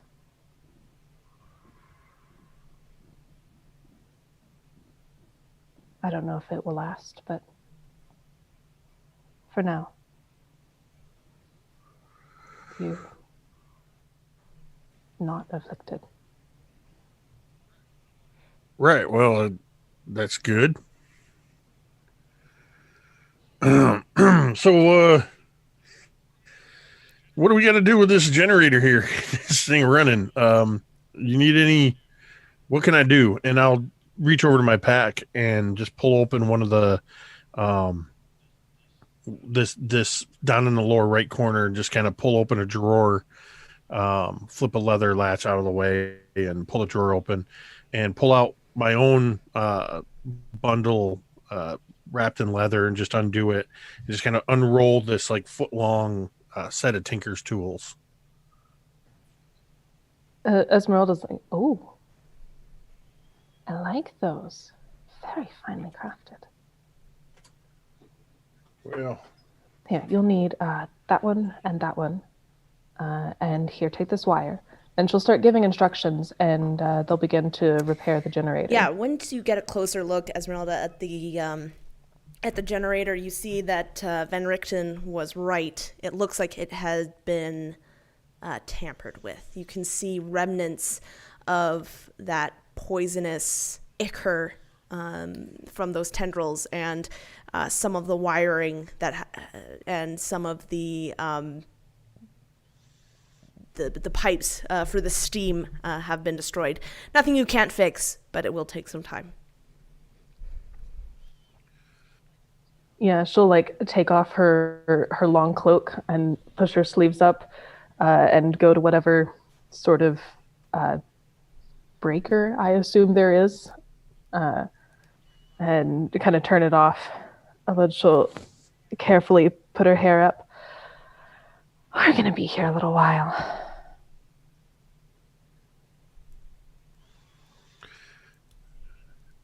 Yeah, and Eli would take his overcoat off and also push his sleeves up, and oddly would also pull his hair back. Eli has long hair too. It's not quite in the same fashion, but yeah, would kind of just get ready to. Yeah, you know what, Dijon. As a matter of fact, getting ready to work in. Seeing the machinery, maybe not fully understanding it, but seeing all of the gears and machinery, I would absolutely take a leather thong and just kind of tie my beard up a bit and kind of tuck it in on itself. Yeah. I don't know what that thing's capable of, and I'm kind of fond of my beard. And then just get to work kind of taking Esmeralda's lead as we do whatever we need to do to fix this thing. Right. And as you start to work, Taylor, did you want to say something? Or? I was just going to say that Esmeralda would, if you had questions, answer them as best she could. She's learned a great deal from Van Richten in the last few years, even if she still probably couldn't build this herself. She certainly can repair it, and she understands it. And I think you would get a combination of questions and comments as Eli's trying to understand the mechanisms. This is on such a grand scale to what he's worked on, a very simple lever and gear system, linkage system with his pistol. And he would even comment on that. So there would start to be a little bit of banter where Eli shows a genuine interest in the machinery and the engineering that went into this, and maybe even making a couple of mental notes on you might hear a moment of silence and then, oh, interesting. I wouldn't have done that way. This okay, and so on. Yeah, Eli, this technology is way beyond what you had ever imagined, and it is truly fascinating as well. And we're going to move up to Jean and Corla, who stand on the main floor. Do you speak or have any kind of conversation, or is it quiet?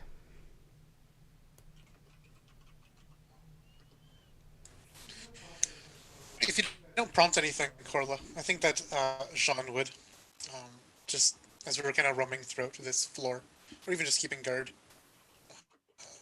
You can tell definitely that Jean looks like she feels very tired and almost not quite in pain, but as if her energy is being sapped out of her. And Jean would almost say this. Yeah, if Jean doesn't say it, Corla will be like, after a while, is this place is getting to you, huh?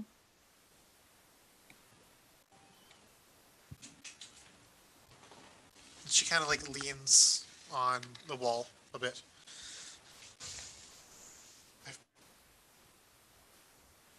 Everything just feels slower here. My mind is foggy. That fight, it winded me. I haven't felt it winded in a long time. I can barely catch my own breath here. What if you step outside? Would you feel better? I don't want to abandon my post here. We have shadows to watch, she says, almost dismissing your attempts to be... Opening door with light in, it would blow some shadow away. What harm could come? Oh, well, maybe harm, yes. But you should test it. See if it is a permanent thing.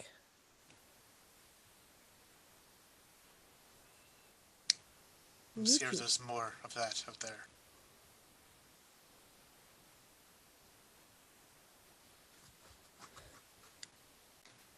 You still feel like you, though.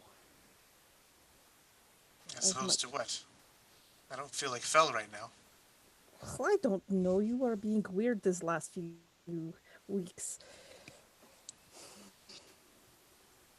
I find out things about you and I don't understand and we never talk and it's not really a place for it anyway. How long do you think they're going to be? I bet Phil's worried. I have no such worries. Eli's a good guy. And Esmeralda, I Yes. don't know. I don't think she has that intention. But Phil, you know Phil. She will think worst. But that is her being irrational. She's always like that. But it's not good for rest of us if she gets all irrational. That's true. We can't really do much about that, can we, though? I feel like babysitter right now. If you sneeze wrong, she'll get mad at you. No, if you sneeze wrong. No, it's true. If I am the one that sneezes, she will holler at me and, "You did not tell me that you can sneeze. What are you, half fiend?" I think Corla would just like spit out if she was taking a little sip of wineskin at that point, that would have sprayed out because Jean nailed Fell's voice. Ugh. But you do keep secrets. She's got that one right. I imagine you would if you were in my predicament. Maybe, but have you told all of us everything yet? I'm not sure I've even told myself everything yet.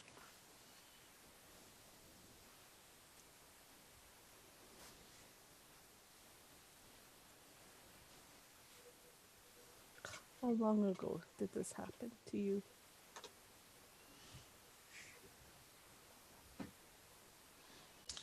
If we can count months here, by my count, over 10.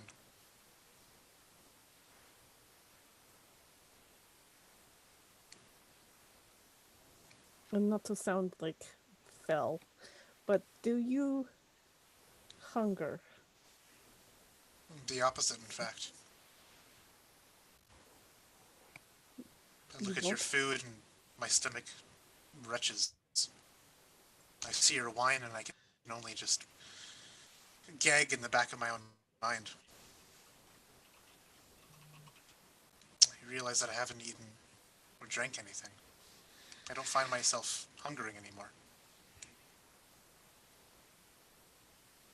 It's almost as if I do not need to eat or drink.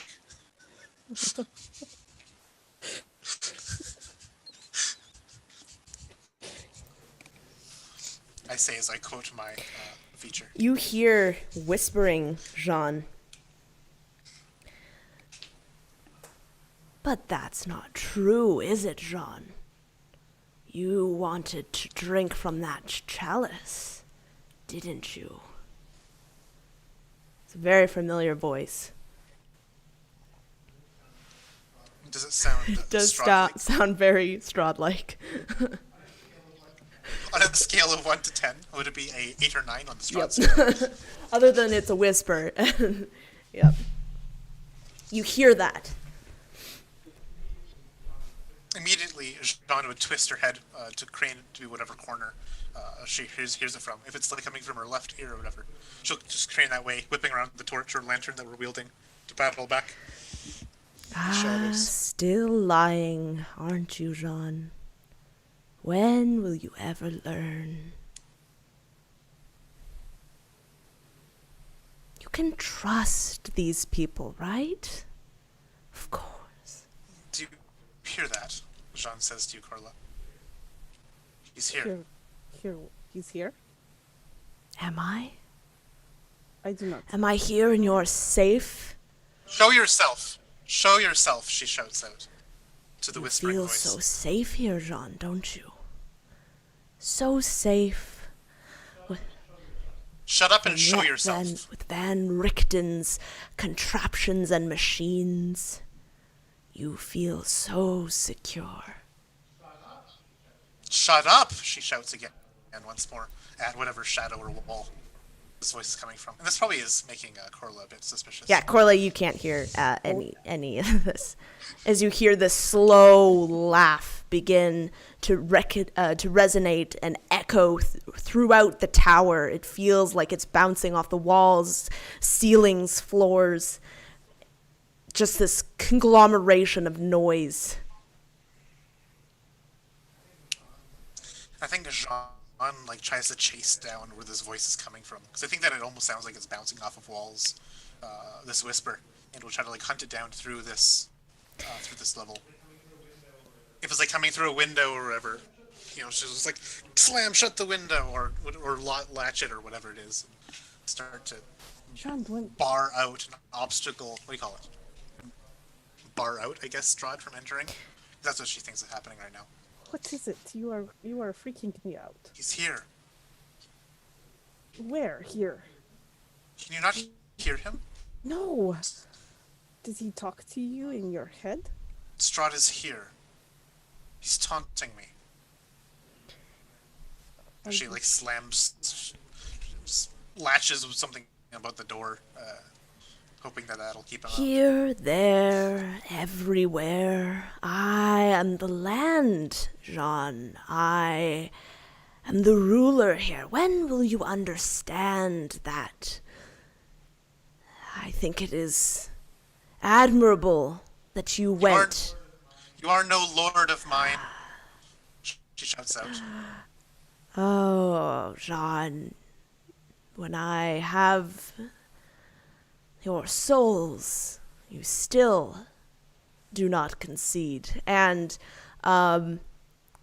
Jean and so Jean, you begin to notice you feel stronger. You're beginning to feel more whole. Fel, Eli, and Esmerelda, you begin to feel this same feeling of becoming stronger. Something is returning to you, something that was gone. Esmerelda, this is not good. You're running out of time as you are slowly getting your magic back. Oh no. Quickly, quickly.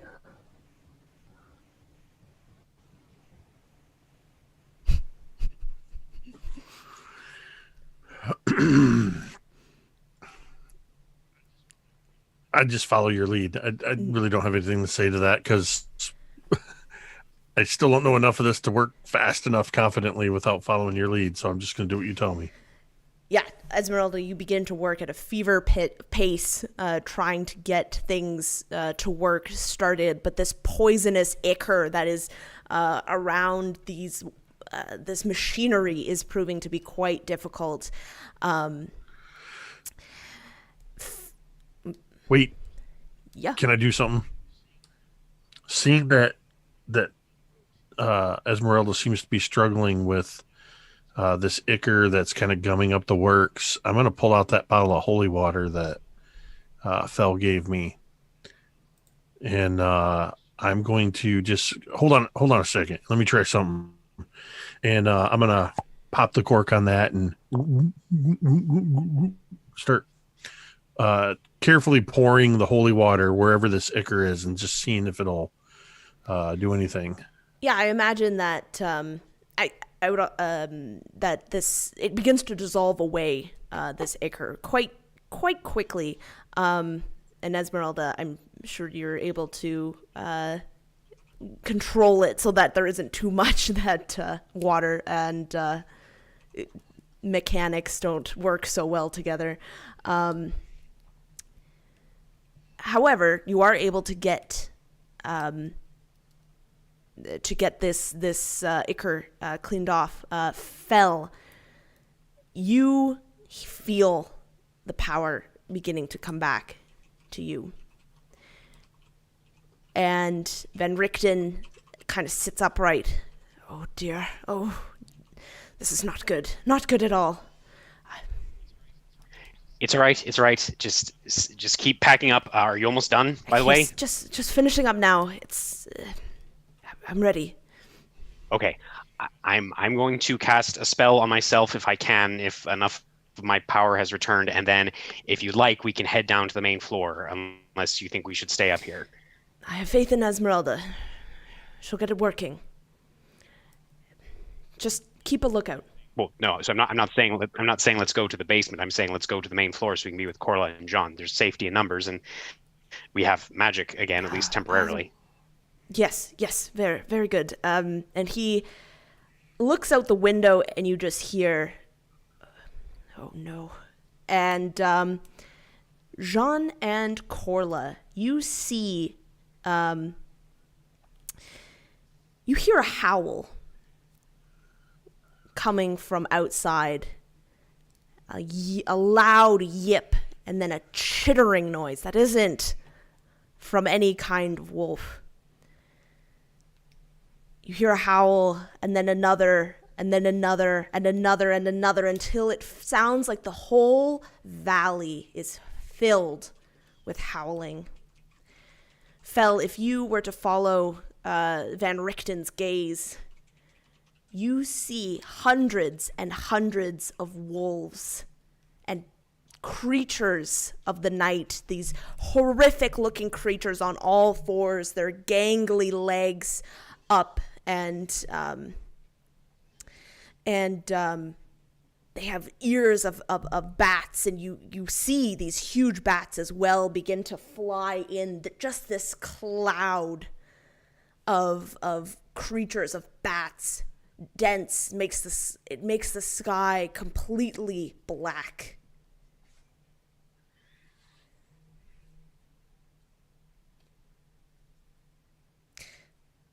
And you see Van Richten run to this compartment, and you see him open up this small cupboard, and inside it looks like this kind of this cylinder tube that's larger at the top, and he begins to yell into it, "Esmerelda!" And Esmerelda, in the basement, you hear Van Richten. Yep. Ah, crap. Oh no! Oh no! Oh no, it's ruined. Ruined. It's those damn bats chewing on the cables. They did the mash. They did the monster mash. All right, I think we're back. Oops, sorry, my internet just hiccuped. There we go. I think we're... I am apparently undead now. And hey, look at you, Connor. You're so lucky. Oh you no, can play in the wrong order. Oh, hey. You guys are dumb. I'm gonna fireball everyone. There we go. Do it in an Irish accent, Connor, or it's not right. Y'all Gooper Noobers are really batty. I'll fireball all you guys. Fireballs. Fireballs. Just fireballs everywhere. It's a guessing game now. It's convenient you can slide the windows around, but it's like playing one of those sliding tiles games. I had the same thing happen last night during our Dungeon of the Who do you switch to make it work? Oh wait. Almost there. Yeah. This is a puzzle game. Yeah, there you go. Yay! Hey, way to go, Em. +1 DM inspiration for that. I'm feeling myself again. All right. Sorry about that. The last thing I remember hearing was the sky turns dark, and we all start crying. Bats. I heard the part where she said that we all level up twice. Right. Oh yeah, I already did that. Oh yeah, Oh, we're level okay. 20 now, you guys. This is fine. So this Sky turns around. Did you hear the part where Van Richten calls into the little? Okay. Yeah, we heard Van Richten call down, and I was kind of like, where's this coming Yeah. from? So so he calls to you, Esmeralda. Is the generator ready? And you would know that it is so close. It's there. You just need one more pull. Yeah. And she'll just like shout over her shoulder, "Nearly there!" All right. When you get it started, I need you to blow it up, just like we practiced. What? I'm sorry. Did he just say blow it up? Van? What's going on? It's bad, Esmeralda. Okay. Be ready. Right. And I'm already starting to put away my tools, and I'm gathering up anything that Esmeralda's not already using. Just getting it ready so she can grab it, and I'm starting to just ready myself. Van Richten goes away and turns to you, Fel. Right. What did you mean blow it up? What? Eli's still down there. So is Esmeralda. She knows what to do. We've gone over this before. If worse comes to Okay. worse, and, well, I'm afraid we're there. This will be our last-ditch effort. Well, wait a second. I mean, you're going to come with us, right? You and Esmeralda. We need to get down there and get them, right? We'll meet up with them. We will. They know where to go. I'm going to insight check that because Fel does not believe this old man. Wow, it's actually Yeah. really good. That is a 16. So, you know that he's telling the truth, but you can see there's still like a little bit of worrying because he's probably never done this before. Just maybe talked about it. So, but yeah, because he just keeps saying, "Yes, we have a plan. There's a plan." So Fel is going to step forward, place both of her hands very firmly on Van Richten's shoulders, kind of forcing him to look down at her because I imagine she's a little shorter than he is. And she just says, "Listen to me very carefully. We're going to go down to the main floor. We're not going down to the basement. You clearly trust Esmeralda. That's fine, but we need to make sure that we are in a place where we can get out. Is there another way out apart from the front door that we can use to get out of here before this place explodes?" Yes, of course. All right, let's do that. Do you have everything? Yes, and he kind of shoves a couple of bags at you. Yeah, I imagine Fel kind of breaks contact with his shoulders. She's kind of like juggling these bags. She's like, "Oh, all right, fine, let's go." And then she's going to start to move towards the elevator. All right. Yeah. Or I guess the staircase. Since the As you elevator's not start working. heading towards the staircase, Esmeralda, you get it. You hear the whirring of the one crank, one knock, whatever you do, the generator comes to life, and as you see the lights begin to come on again, and Van Richten hurries you Fel down the stairs, and he's kind of falling behind because he's very weak. Jean and Corla, you see, you hear this just cacophonous noise, and you hear Jean, you hear Strahd. Tick tock, tick tock. It is almost time. I'm sorry, my dear. I really thought that you had, well, something. It will be... I will surely miss your departure. I did enjoy our games so much.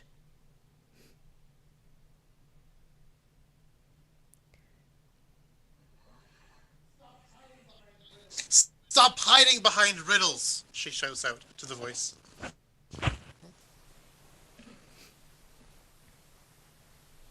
This is saying. Yes, Jean, tell them what I'm saying. Tell her what I'm saying. Jean, you make no sense. What Do you not hear him? No, but there are wolves. There's lots and lots of wolves. He's I hear here. lots of wolves. What is he saying? He's trying to get in my head.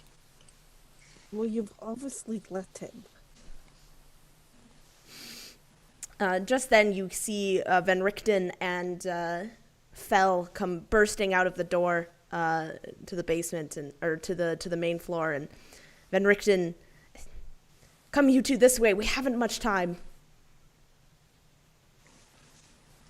What do you mean? What about them? And she pointing to the basement. Didn't you hear he was shouting about blowing up the tower? But apparently there's another way out, so we're going to take that.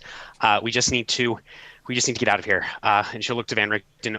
Where do we need to go? And can we get them? Yes, we have a meeting point north. And Van Richten. We froze. Oh no! Oh, Ah! sorry. Repeat that. M. You froze for a hot second. No, internet, please stay. Stop. No, M. No, I'm gonna ruin your dramatic moment because I'm your internet provider. Hold on for a few more Jake. minutes. Almost there. I blame Jake. ISP provider. Strahd. Strahd. International Strahd provider.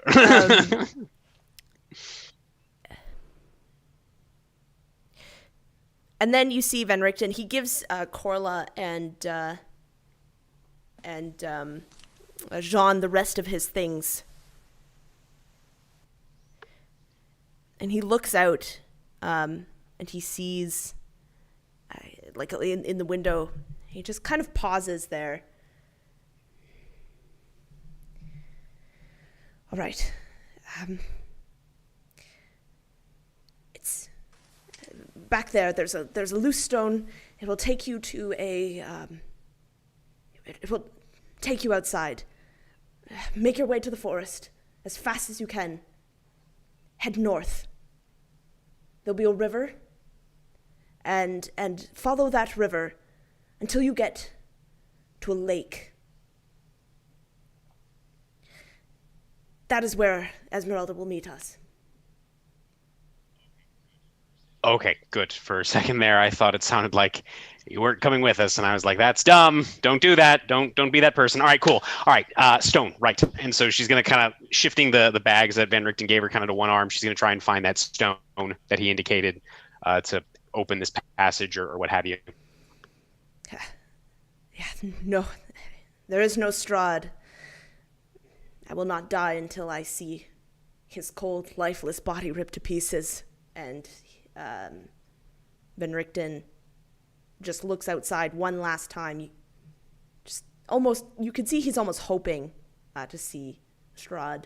But when he doesn't, he follows you, limps after you. Imagine even his passion is a bit stoked because Jean is yelling, "He's here! Get out of here!" You know, John, calm the fuck down. All right, we're leaving. But Jean's not looking too hot. Her eyes are blood red and little fangs are coming out of her face as she's yelling at the shadows. Oh shit, I grab her arm and pull her towards this opening that Phil is making. When Van Richten sees that, you see a darkness shade over his eyes. He doesn't say anything, but he opens up he waits for you all to open up the stone, and you see soon enough a passageway opens up, and you leave.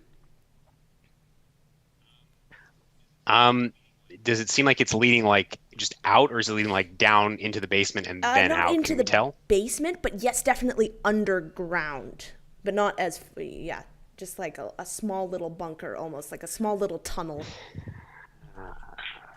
Yeah. Okay. So I imagine as Fellows sort of like started to open this, she'll step back to let Van Richten finish. She obviously knows his tower better than anybody else. But as she sees the others start to go, she glances back towards the basement door, and then she's going to just imagine just put the remaining bags on top of the bags that Coral already has in her arms, and says, "You all need to leave. I'm going to make sure that those two are all right. I'll be right back." And she's going to just run towards the door leading down into the basement because she is not leaving Eli behind at all. Van Richten yells at you, obviously, to get back here, and that's idiotic. But I'm sure you totally listen. Yeah, no shit. Yeah, I imagine Fel's just kind of muttering under her breath, "No shit, no shit, no shit," and she just keeps running. So Esmeralda, I will give you fully describe how you and Van Richten spoke about, if worse comes to worse, how to ultimately destroy this tower, and hopefully killing as many creatures as you can along with it. Yeah, there's a bundle of wire that's been carefully wrapped that runs from this generator across the floor and then up the wall. And you see Esmeralda carefully taking a small blade and cutting into the wire so that it's only about half the diameter. And then she goes and she closes the steam valve, and you see her doing a few more things. And then she takes one lever that was kind of in the middle and she turns it all the way. Okay. That should do it. I think. We gotta get out of here. I'm already pulling on have pulled on my leathers and pulled on my jacket. I've actually, as you stand up, I've got your coat at the ready. And as I hand it off to you, not really sure if it's going to matter or not, but my gun's in my hand. Just in case as we're all right, what's the best way out of here? She goes over to where there's a couple of crates, and they have, it looks like something on top of them, and she slides it aside. The couple coils of rope fall, and there's a trap door of sorts underneath. She'll kick it open. In. We got a long ways to go, and as fast as we can. If we're too close, the blast might catch us. As I start to take that first step down into the trap door, I just stop for a second and look up at you. Blast? Van Richten was going to take the others. We'll be fine. They'll be fine. But we have to go now. I look over uncertainly at the generator that we, to my mind, just fixed. And I imagine seeing the urgency in Esmeralda's eyes, somebody who has been kind of calm and collected this whole time. Trust me. All right. And I'll climb down in this trap door. Yeah, it's like a big, heavy wooden door. The inside is actually coated with clay to both deaden sound and hopefully protect. Wait, this isn't a tunnel? No, it is a tunnel. Oh. I thought we were just climbing into a bomb shelter and going to start praying. It's a refrigerator. It's a walk-in fridge, freezer combo. Just a bunch of dried meat in there. I think maybe there's a moment of panic as I get down there, and I'm like, wait, where's the exit? And then turn around and see that it goes on. Yeah. Okay. Esmeralda hands the torch down to you. As you're doing this, you hear the sound of footsteps running down the stairs. Go, go, go. All right. Esmeralda, hearing footsteps, will jump in quickly behind Eli and try to heave the trap door closed Fel, behind you her. come downstairs, and you see the door closing, the trap door.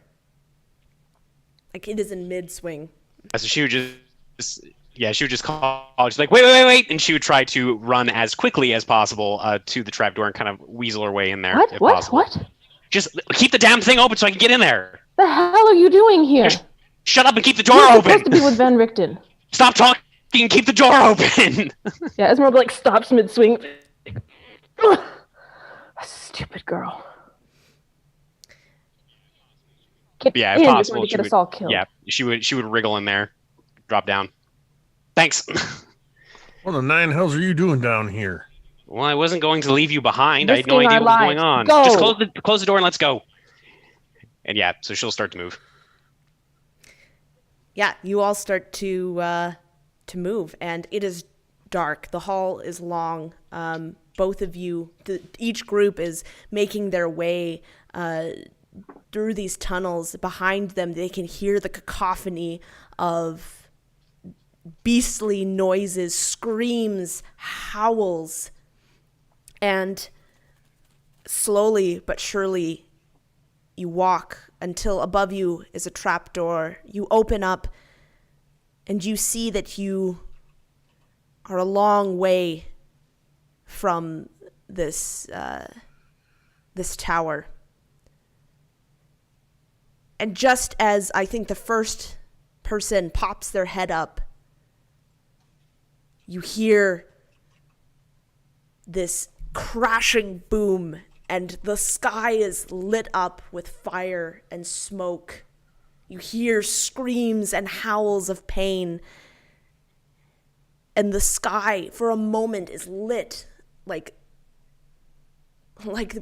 how the sun lights Faerun. For just a moment, Barovia is bright enough, bright as a summer's day, and it is quickly plunged back into darkness as the explosion dissipates into nothing but fire at the Van Richten Tower.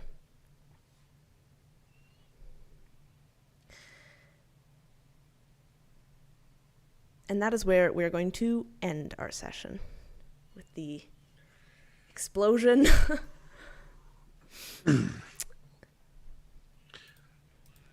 Not gonna lie, I was worried when Fell broke off and came running after us. Yeah, I was like, I sure do hope she makes it in time because she still only has 19 health, so that explosion probably would have killed her. I think that explosion probably did like 35 d6 worth of damage. Probably 1600 d6. Ah, shit, we only roll all ones. Still take 1600 damage. All right. Well, thank you, everyone. Connor, your phase cat keeps disappearing. Yes, he does. Look at him. Ghost cat. Pretty little Perks of a green displacer screen. cat. He is the cuddliest little monkey. Look at the little displacer beast. All right. Well, That was tense. Not just the action scenes either. Hey, Fell's like, you, me, we got some talking to do. hey, stop. Are you looking at her leg? all right. Well, thank you, everyone, for watching, and thank you to my players, and thank you to Taylor for guessing and bringing life to Esmerelda. That was wonderful. Thank you so much. Yeah. Thanks for having me on. And I always love having guests on because they always bring like a really, really cool edge to the character that I could never do. And yeah, that's amazing. Thank you so much. And thank you to the players. It's another great game to start off the year. And good news, we will be back on a every other week schedule now that the new year has started and we can get this thing back rolling. So I'm super excited. And with that, everyone have a good night, and we will see you next time. Bye-bye.